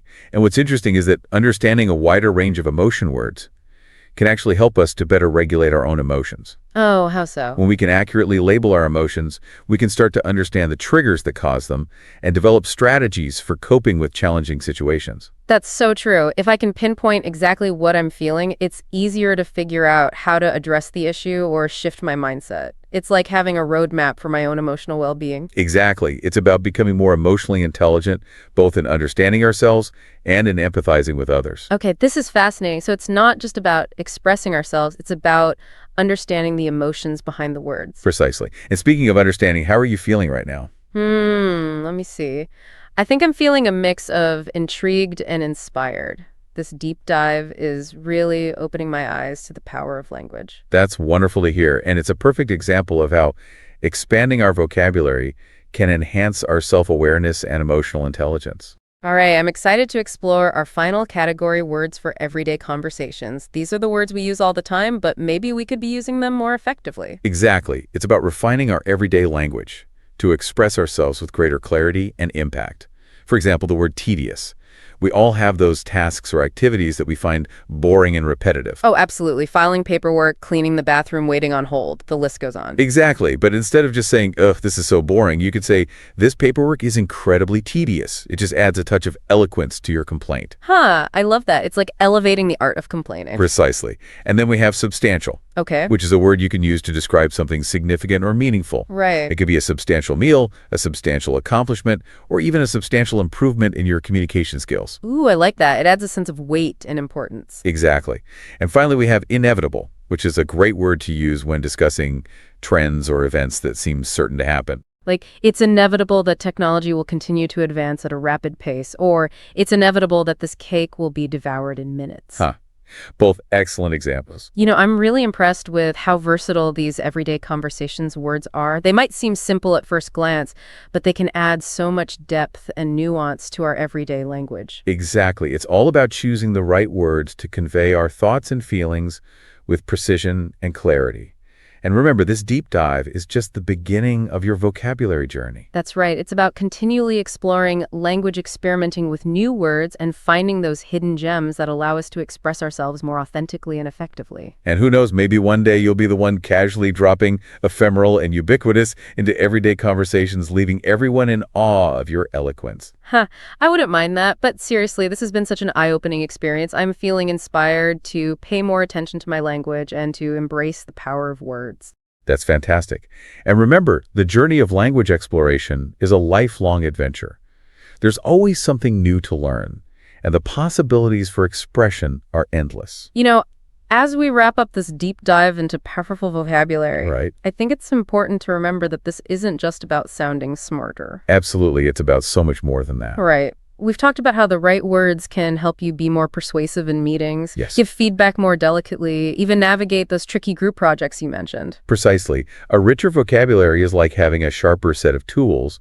It allows you to express yourself with more nuance and precision, whether you're writing an email, Right. giving a presentation, Right. or just having a casual conversation. It's like the difference between using a bull knife and a razor-sharp one. Oh, You can still get the job done with the dull knife, but the sharp one makes it so much easier and the results are so much cleaner. I love that analogy. And just like with any skill building, a strong vocabulary takes practice. Totally, but it's not about memorizing a bunch of fancy words and then awkwardly shoehorning them into every sentence. Definitely not. It's about understanding the subtle shades of meaning, the contexts in which certain words are most effective, Right.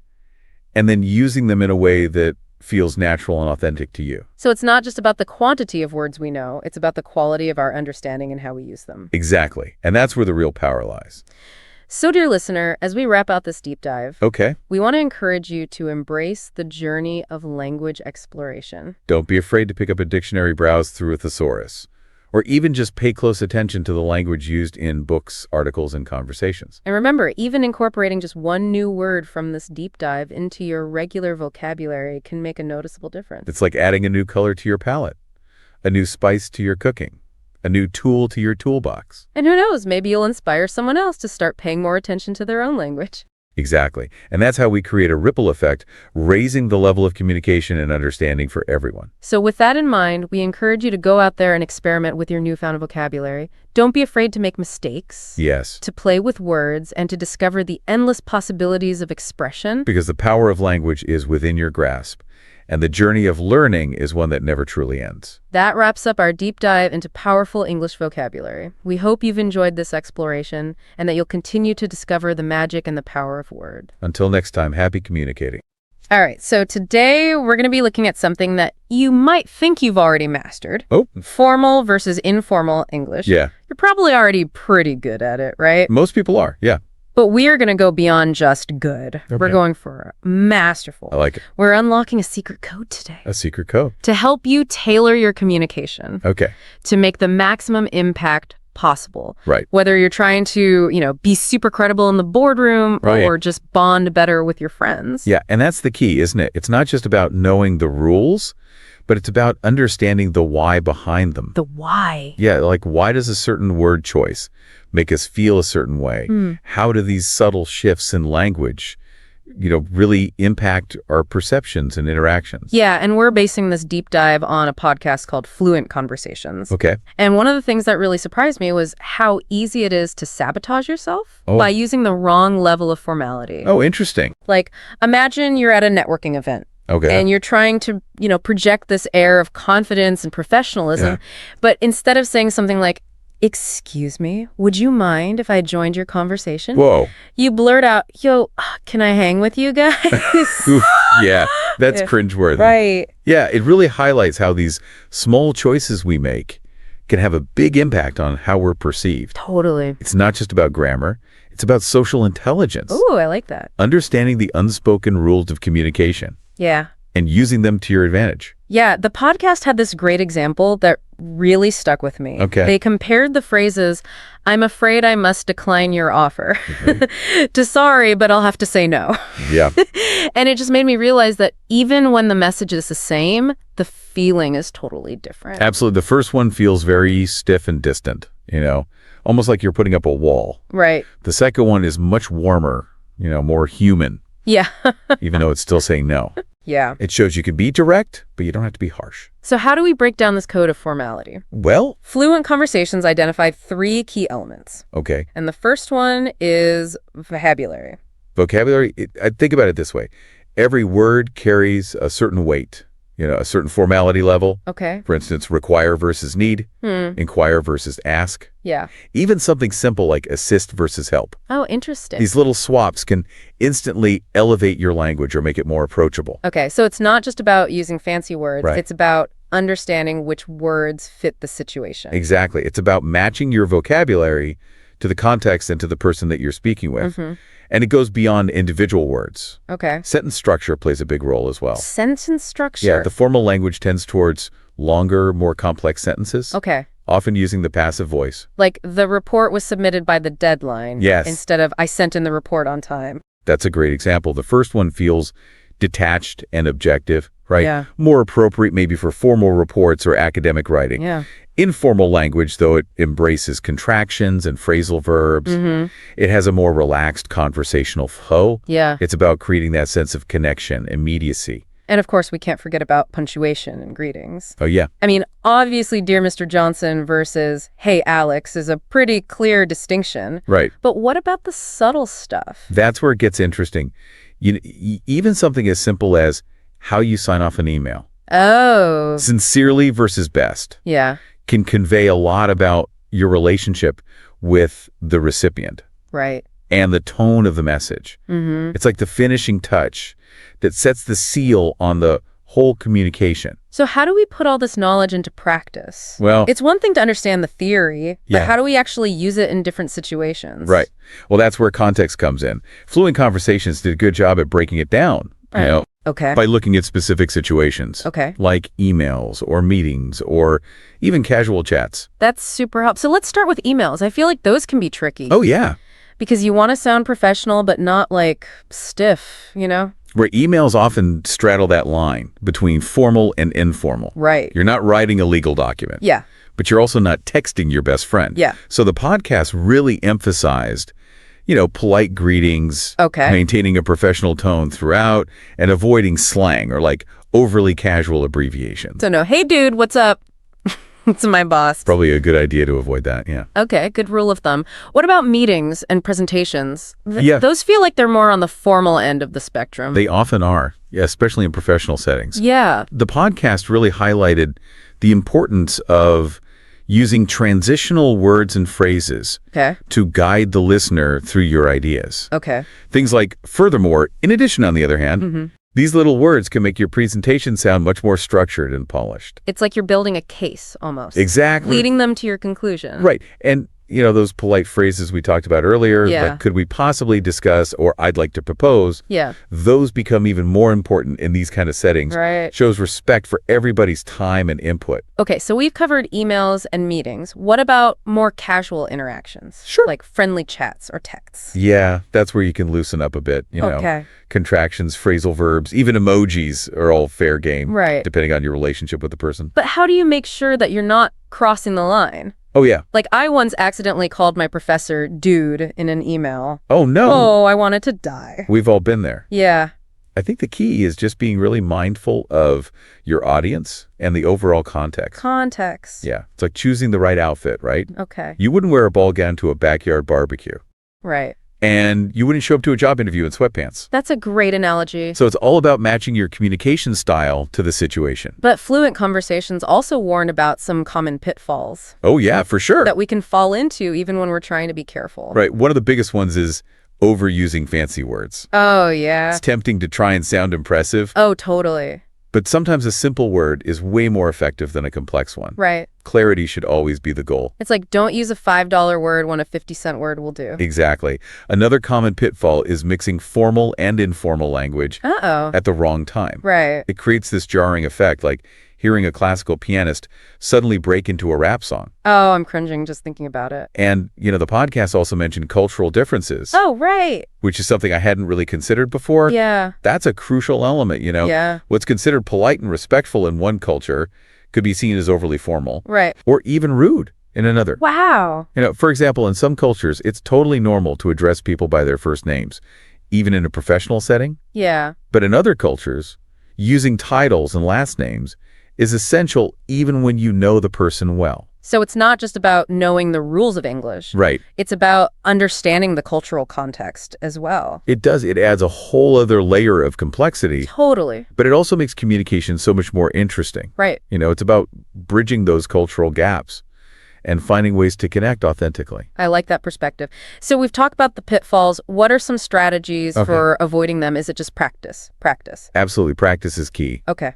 Fluent Conversations had some great suggestions like rereading emails before you send them, Okay. getting feedback from like a trusted colleague or friend, Yeah. and even role-playing different situations Okay. to get comfortable with both formal and informal styles. I remember they also suggested that role play exercise. Oh, yeah? Where you write a formal email and then an informal text message about the same topic. Yes. Have you tried that one yet? Oh, yeah. It was How'd it go? it was challenging, but it was really eye-opening. Interesting. I'd love to hear about it. Yeah, so I decided to use the scenario of asking for a deadline extension. Okay, classic. Yeah, right. So for the formal email to my professor, I channeled everything we talked about. Okay, let me guess. Polite greetings, clear explanation, respectful tone. Exactly. Yeah, it felt like I was stepping into a different persona. It's interesting how language can do that, right? Like we can embody different roles just by changing the way we speak. Yeah, and then writing the informal text to a friend about running late because of that same deadline. Uh-huh. It was like switching from a waltz to a hip-hop dance. I bet what stood out to you the most, writing in those two contrasting styles. It made me realize just how much we adjust our language without even thinking about it, Yeah, it's subconscious. Right, but being conscious of those choices Right.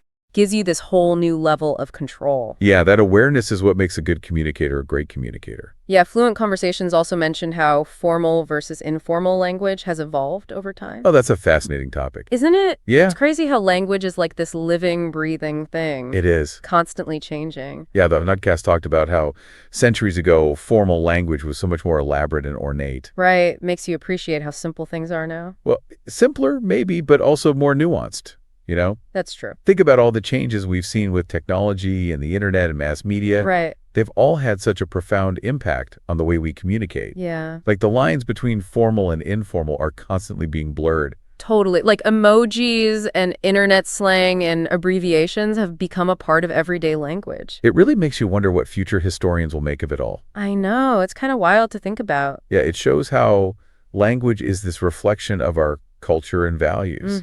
What we see as acceptable now might have been unthinkable a few decades ago. So how do we make sure we're communicating effectively in this constantly evolving landscape? That's the question, isn't it? It feels like the rules are always changing. Right. I don't know if the rules are changing, but I think they're definitely expanding. Okay. Yeah. The key is to just stay curious and adaptable. Okay. Pay attention to how language is used in different situations. Yeah. Whether it's a news article or a social media post.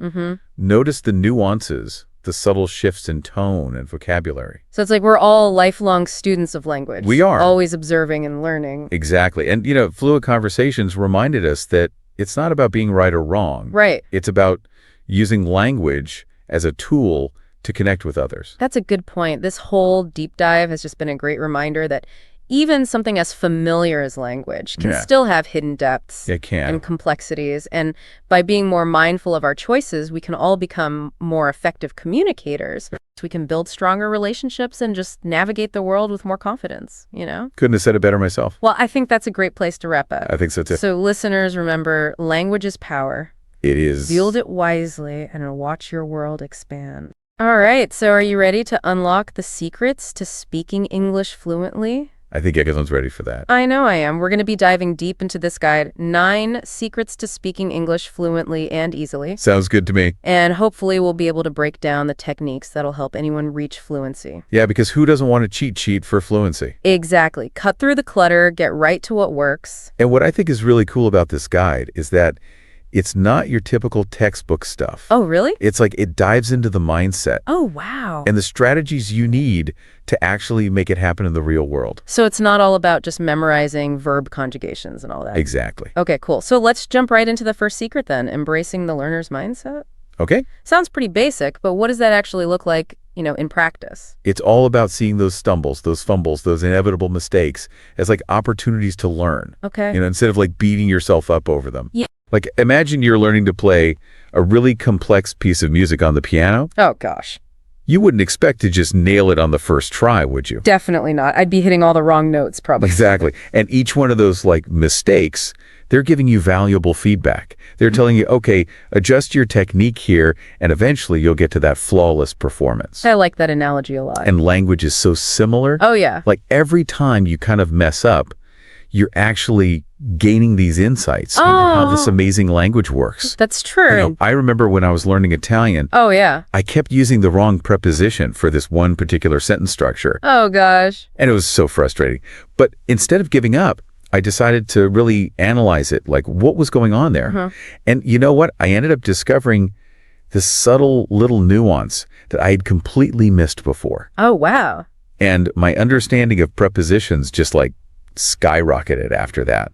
That's a perfect example of how just reframing those mistakes can lead to these breakthroughs. Totally. But like, how can someone listening actually cultivate this learner's mindset? Like, what are some practical things they can do? Well, this guide actually gives a couple of really good practical methods. Okay. One is to start a progress journal. Okay. It doesn't have to be anything fancy. Just take a few minutes each day to jot down what you've learned, maybe what went well, what you struggled with. Okay. Because then when you look back and you see how far you've come, it's incredibly motivating. I love that. I love the progress journal idea because it's like a tangible record of your growth. Yes. Especially on those days where you feel like, I'm not getting anywhere. You can look back and be like, wow, I've come a long way. It's so powerful. Yeah. What about like rewarding yourself for those wins, even the small ones? Does that tie into this? Oh, absolutely.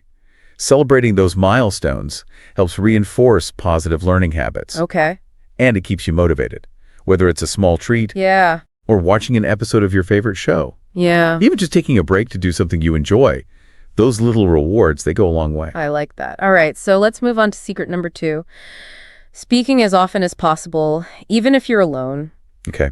I have to admit, I've definitely caught myself like having conversations with my plants in English before. I think we've all been there. But, I mean, is that actually helpful? It might sound a little silly, Yeah. but there's actually some solid science behind this. Okay. Because every time you speak, you're engaging those muscles that are involved in producing those specific sounds. I've never thought about that. It's like working out at the gym, but for your vocal cords and your brain. Oh, wow. I remember when I was getting ready for a big presentation in Spanish, Okay.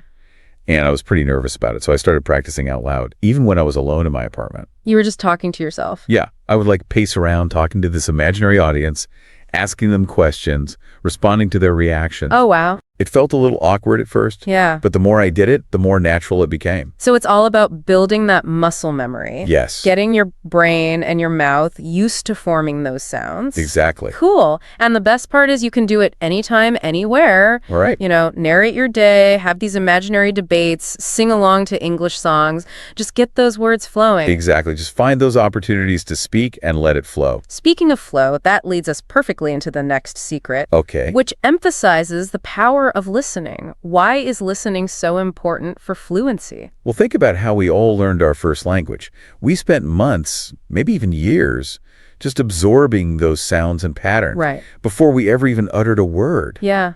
So listening, it's really the foundation upon which we build our understanding of any language. You know what? I've actually noticed that when I spend a lot of time watching movies or TV shows in English, my pronunciation and intonation actually improve. Interesting. It's like my brain's subconsciously picking up on those nuances. Yeah, it makes total sense. Yeah. It's like you're immersing yourself in the language. Right. Even if it's just virtually. Yeah. And this guide, it actually has some great suggestions for maximizing your listening practice. I'm assuming podcasts are one of them. Oh, podcasts are amazing. I love podcasts. And there's honestly something for everyone. yeah. Like, if you're interested in news analysis, you could try The Daily from the New York Times. Okay. Or if you want, like, science and storytelling, there's this really cool podcast called Radio Lab. I've heard of that one. Yeah. And if you're looking for something a little more humorous, Okay. I highly recommend My Dad Wrote a Porno.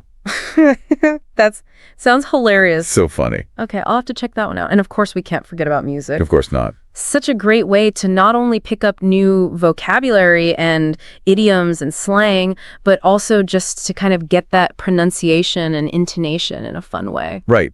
Because it's way more fun than just doing drills. Yes, exactly. Singing along. So much more enjoyable. Much better. Okay, now let's get into the nitty-gritty of language learning. All right. Secret number 4, chunking and collocations. Love these.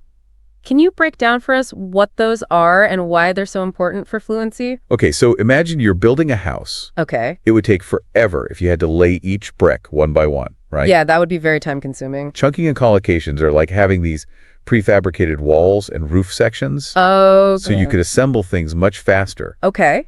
and create a more, like, cohesive structure. I'm liking this analogy. So instead of focusing on individual words, we should be looking for these chunks of language. Yes.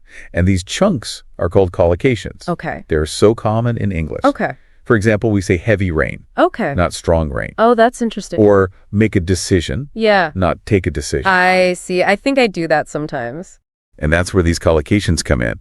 They help you sound more natural and fluent by using combinations that native speakers just instinctively use. Yeah, because I notice that sometimes, like, I know all the vocabulary, but I can't quite figure out how to put them together in the right way. Exactly. So how can I listeners start incorporating these chunking and collocations into their routine? So one really simple technique is to create what's called a phrase notebook. Okay. So as you're reading or listening and you come across these collocations, just jot them down in your notebook, Okay. along with their meanings and maybe some example sentences. I like that. And I would assume that these space repetition apps we talked about earlier would also be helpful for this. Oh, they're amazing for this. Yeah. Because space repetition helps move information from your short-term memory to your long-term memory Okay. by presenting you with that material at gradually increasing intervals. Gotcha. So it's like having a personal trainer, but for your vocabulary. Nice. Okay, let's move on to secret number 5. And this one might be reassuring to our listener. Okay. It's okay to simplify your sentence structures, especially at the beginning. Especially at the beginning. Does that mean we don't have to worry about grammar? No, grammar's still important. Okay. But fluency isn't about trying to build these like super complex sentences right away. Right. Actually, using shorter, simpler sentences can make you sound more confident and more fluent, Interesting. especially when you're still developing your skills. So it's more about clarity and conciseness than trying to, sound super smart with your grammar. Exactly. Imagine you're explaining like a really complex concept to someone. Okay. It's way easier to understand if you break it down into smaller, bite-sized chunks, right? Yeah, for sure. I definitely get caught up sometimes trying to construct these elaborate sentences, and it just ends up sounding confusing. It happens to the best of us. Yeah. So there's a really simple technique from the guide. Okay. You start with a basic sentence, Uh-huh. like, I enjoy reading. Okay. Then you gradually add details and complexity. Oh, I like that. So you could say, I enjoy reading books about history, Okay. and then expand it further. I enjoy reading books about history, especially biographies of influential leaders. So you're building upon that simple sentence. Yes. Without making it overly complicated. Exactly. So it's finding that balance between clarity and complexity. Yes. And, starting simple and then gradually working your way up. That's the key. And don't be afraid to experiment and see what feels more natural for you. Yeah. You might find that certain sentence structures are easier for you to produce than others. Right. The important thing is to keep practicing, keep refining those skills. practice makes perfect, as they say. Or at least progress. Or at least progress, yeah. That's the goal. Exactly. Welcome back to our deep dive into the secrets of fluent English. So we've already uncovered some really cool strategies so far. Yeah, we're just getting started. But I mean, I'm always up for more tips and tricks, you know what I mean? What else does this guide have in store for us? It talks a lot about staying curious Okay. and like making your learning engaging. I can definitely see how that would be important. Like if you're genuinely interested in something, it's got to be way easier to stay motivated, right? Exactly. It's like instead of slogging through those boring textbook exercises, Oh, yeah. you're exploring subjects that actually pique your curiosity. Right. Whether it's, technology, sports, global news, Okay.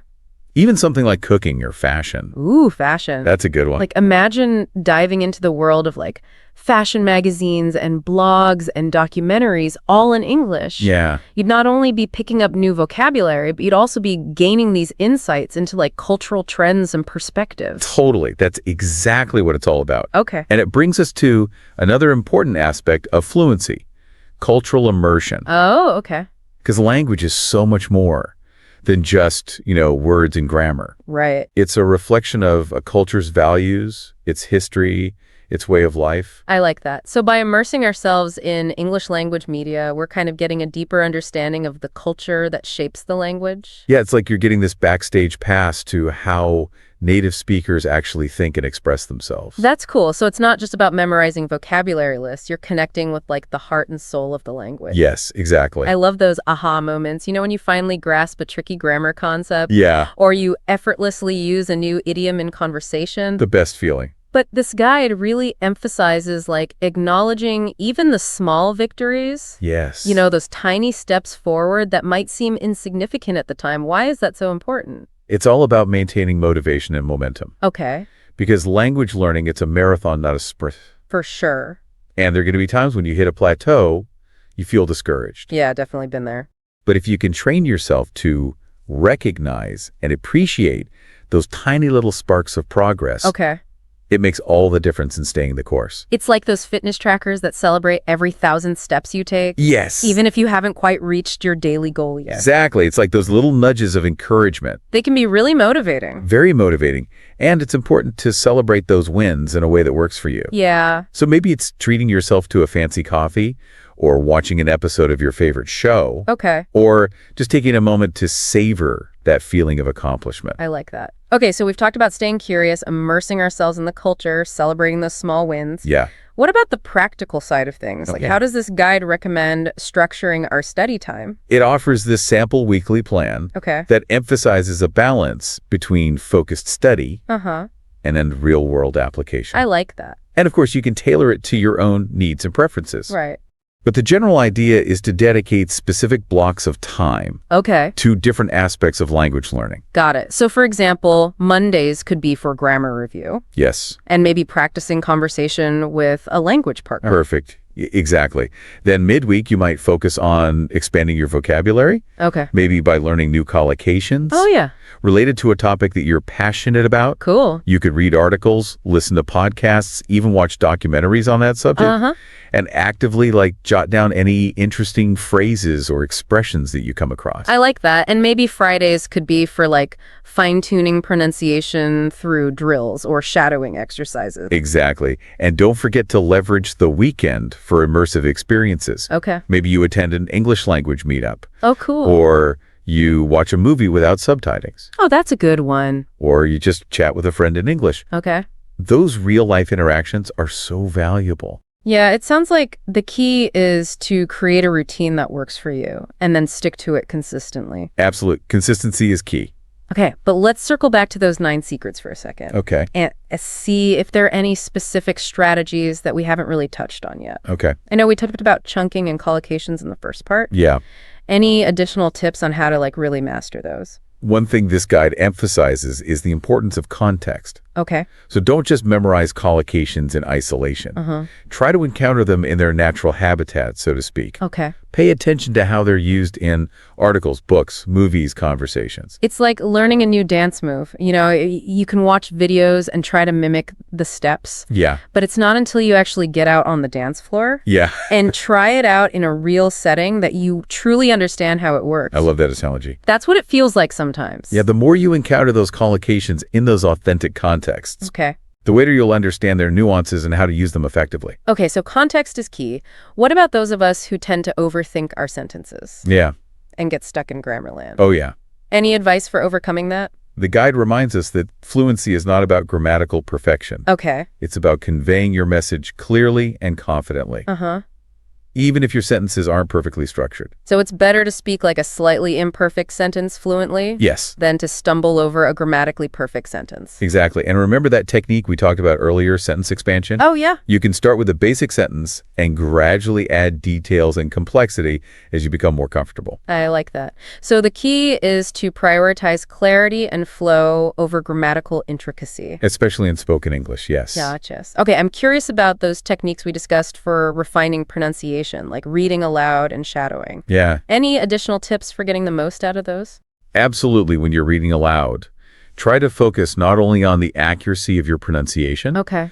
but also on the rhythm and intonation of the language. So it's not just about saying the words correctly, but also about capturing that natural flow and expressiveness. It's like adding musicality to your speech. Oh, I like that a lot. And what about shadowing? Okay, so one helpful tip is to break down the audio clip into smaller chunks. Okay. So instead of trying to shadow a whole podcast episode, Right. you could start with a short segment, maybe a minute or two. Okay. Listen to it several times, paying attention to the speaker's pronunciation and intonation. Uh-huh. Then pause the audio and try to mimic the speaker as closely as possible. Gotcha. So it's like practicing a short musical phrase on an instrument, Yeah. getting each note and nuance just right before moving on to the next phrase. I love that analogy. It's perfect.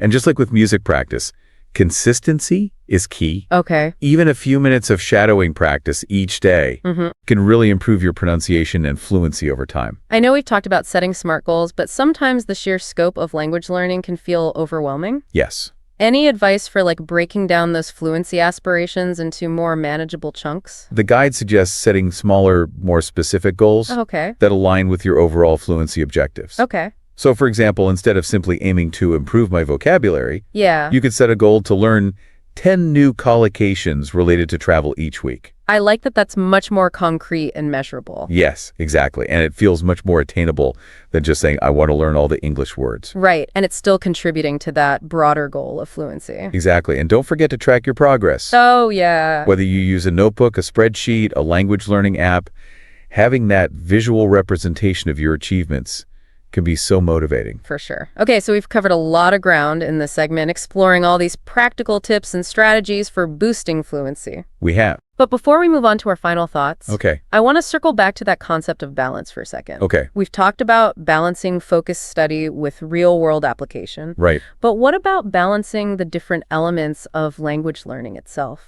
That's such a good point. Remember that three-legged stool analogy we discussed earlier? Oh, yeah. Fluency is built on that solid foundation of grammar, vocabulary, and pronunciation. Uh-huh.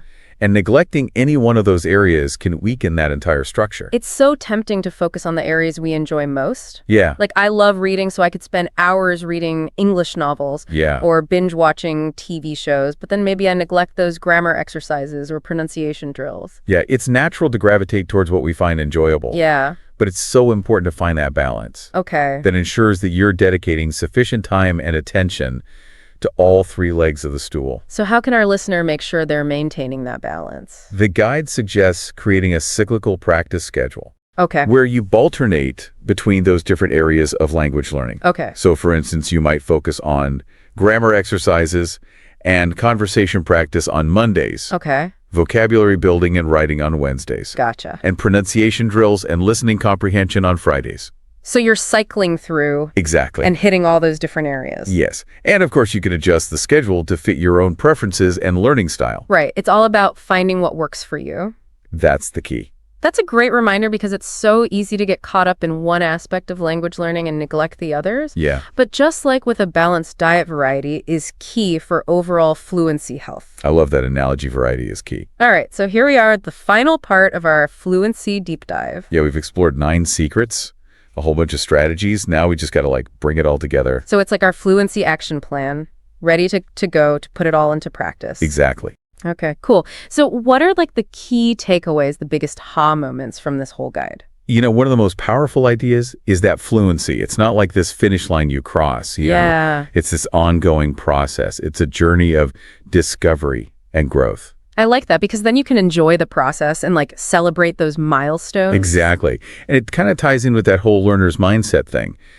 Shifting away from that fear of making mistakes. Right. To being curious about what you can learn from those mistakes. Yeah. When you're not afraid to stumble, you're more likely to experiment, take risks, Totally. and really immerse yourself. But mistakes can be discouraging sometimes, especially when you feel like you're stuck. Right. So how can our listener, use this guide to kind of break through those plateaus? Well, immersion is key.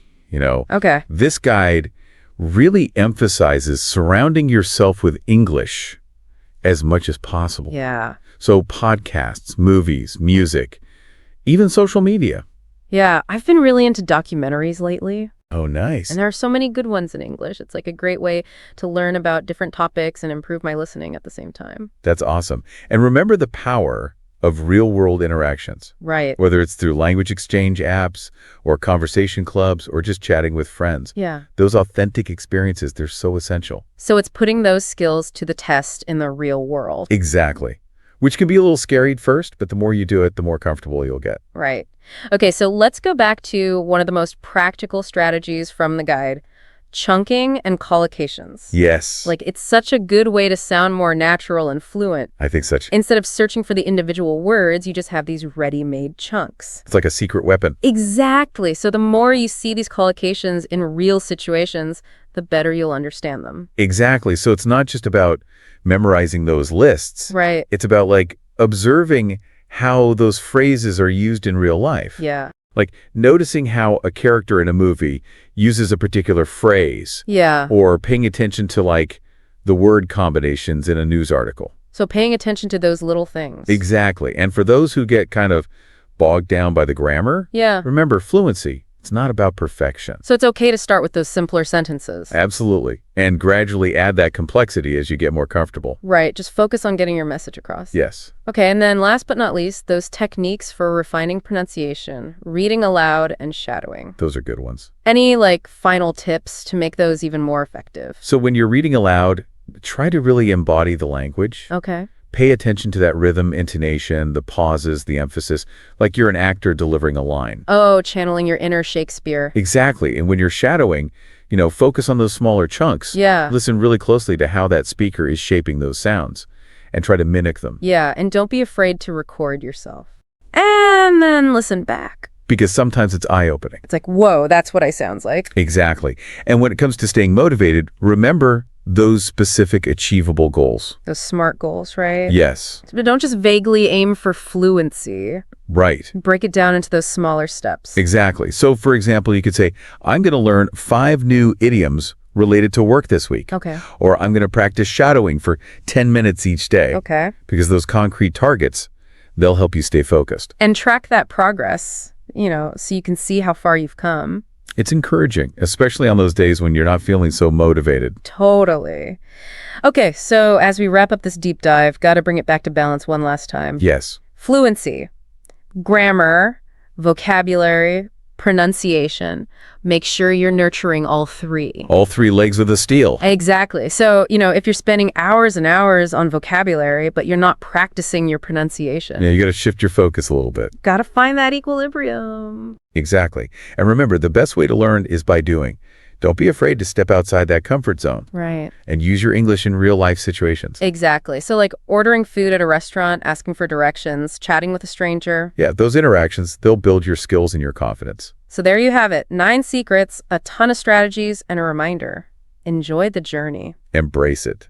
This guy asks a great question. How will you personalize these secrets and make them your own? It's up to you. So reflect on what you learned today and start creating your own path.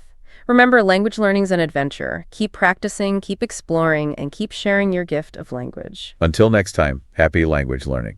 All right, let's dive in. We're unlocking a vault today filled with 25 uncommon but incredibly useful English words. And these aren't just any old words, no. We're giving you the good stuff. Yeah, these words are going to add some serious depth to your conversations. And maybe even a touch of magic, who knows? Exactly. It's like we're equipping you with a whole new set of tools for expressing yourself. So first up is astonishing. Everyone uses amazing or surprising. Yeah, but astonishing, that's something else. It is. It hits different, right? Absolutely. It's like you've seen something that changes everything, you know? It shifts your perspective. Like if you were describing the Northern Lights and you're like, the Northern Lights display was absolutely astonishing. It just takes it up a notch. Right. It's not just a description, it's an experience. It really is. Okay, so let's talk about a word that gives you a completely different feeling.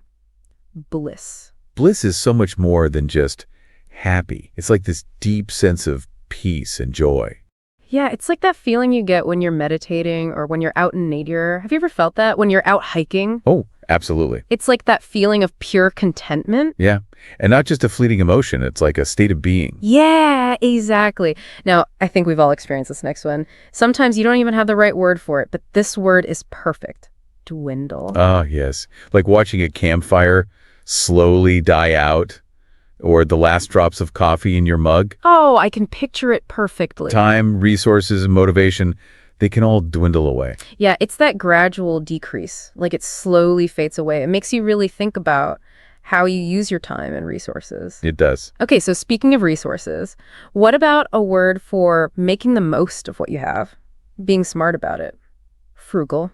Frugal sometimes gets a bad rap like it means being cheap, but it's not about that at all. It's about being mindful, you know? Yeah, it's about intentionality. Right. Like making conscious decisions about your spending. So you're not wasting anything. It's almost like a whole philosophy. It is. And it's not just about money. It's about everything. Time, energy, resources. That's a good point. Okay, so let's move on to a word that's all about authenticity. Genuine. Genuine is so important, especially these days. I know, right? It's like everyone's trying to be someone they're not. Exactly. But genuine is all about being real, being true to yourself and to others too. Yeah. And when you compliment someone's genuine nature, it means something. It really does, because you're acknowledging that they're sincere, that they're not putting on an act. Right.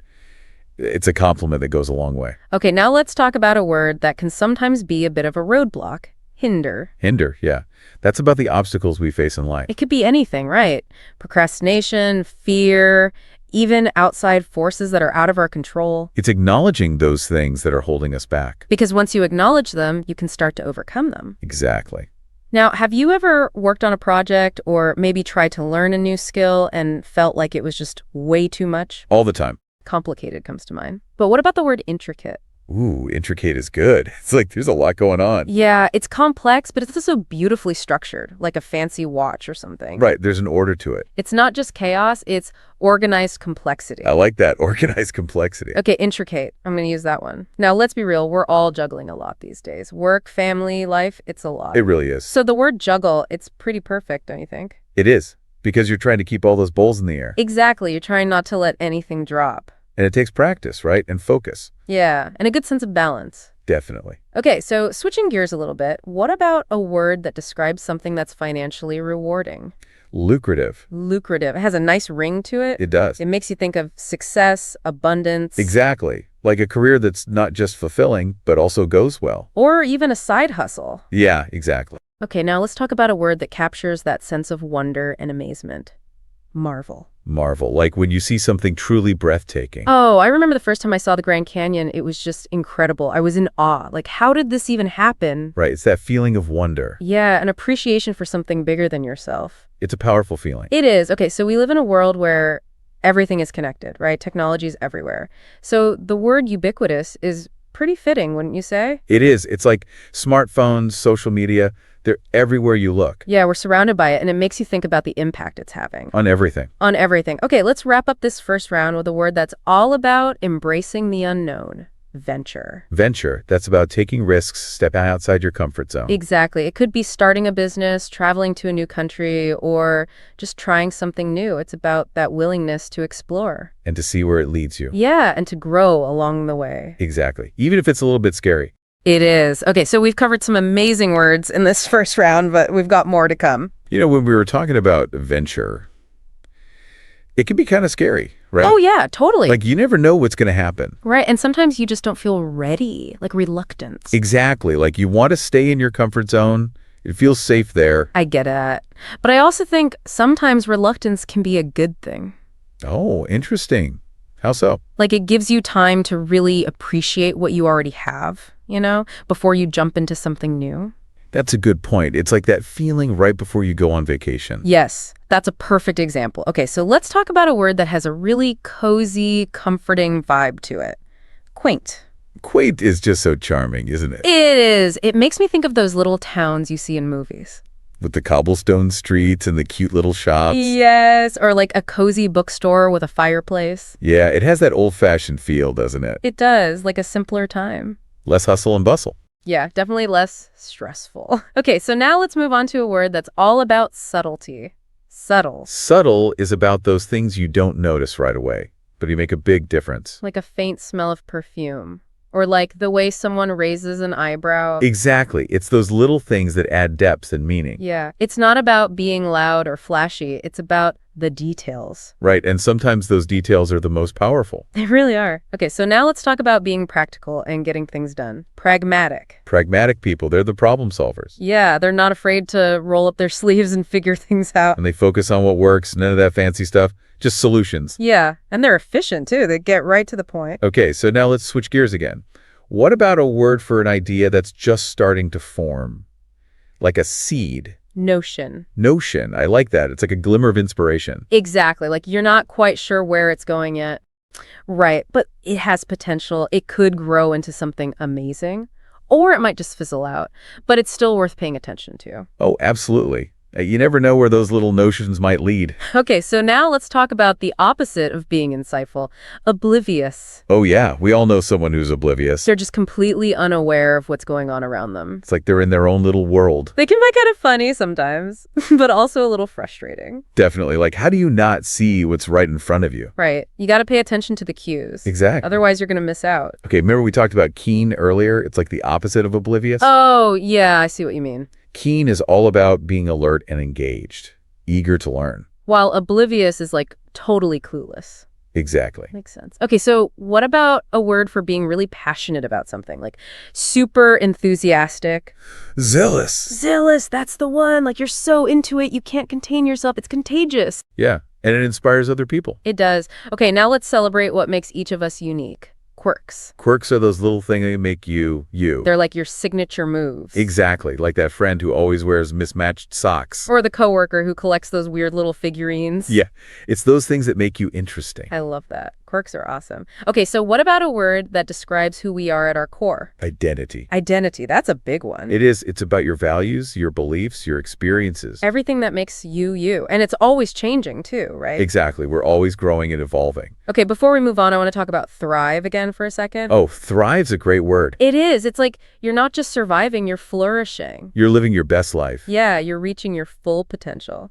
Okay, so we've talked about a lot of great words, but we've got one more set to go. Okay, we're back, ready for the final round. What words are we looking at this time? Well, let's start with yearn. It's a powerful word, you know? It is. It makes me think of like really deep longing for something you can't have. Yeah, like a lost love or a dream that feels impossible. Right. It's that ache in your heart. But there's also beauty in it, what do you think? Oh, absolutely. It shows how deeply we can feel. Yeah, and it can be a motivator too. Like that yearning pushes you to try harder. It does. It can push you to venture out and try new things. Oh, I see the connection. Like yearn is the fuel and venture is the action. Exactly. Okay, so let's talk about a word that's really important for success. Tenacity. Oh, tenacity is huge. It's all about never giving up. Yeah, it's like you're determined to reach your goal no matter what. You don't let anything stop you. Right. You just keep pushing through. It makes me think about our listeners, How do they handle challenges? Are they tenacious? That's a great question. It's something to think about. It is. Okay, so tenacity is about never giving up.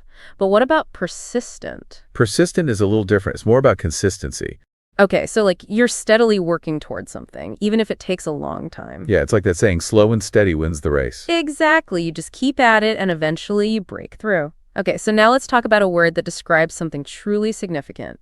Monumental. Monumental, like a historical event that changes everything. Yeah, or like a scientific discovery, or even a personal achievement that transforms your life. Exactly. It's a turning point. It makes you think about what really matters, what leaves a mark on the world. It does. And sometimes those monumental events are met with a lot of excitement. Remember zeal? Yeah, like monumental describes the event and zeal describes the feeling. Right. Okay, and speaking of feelings, let's revisit thrive. It's such an important word, especially when we're talking about personal growth. It is. It's like you're not just existing, you're thriving. You're living a full, meaningful life. Yeah, you're constantly growing and evolving. Okay, so for our final word, we're going to talk about what makes you, identity. Identity is a complex thing, isn't it? It's all the pieces that make you who you are. Yeah, your beliefs, your experiences, your values, everything. And it's not fixed either, right? No, it's always changing. We're always learning and growing. I love that. It's like we're all works in progress. Well, I think we've covered some incredible words today. I feel like I've learned so much. Me too, and I hope our listeners have it as well. I hope they've been inspired to use these words in their own lives and to keep exploring language. There's always more to discover. That's right. Words are powerful tools. Use them wisely. So true. Well, that's all the time we have for today. Thanks for joining us on this word journey.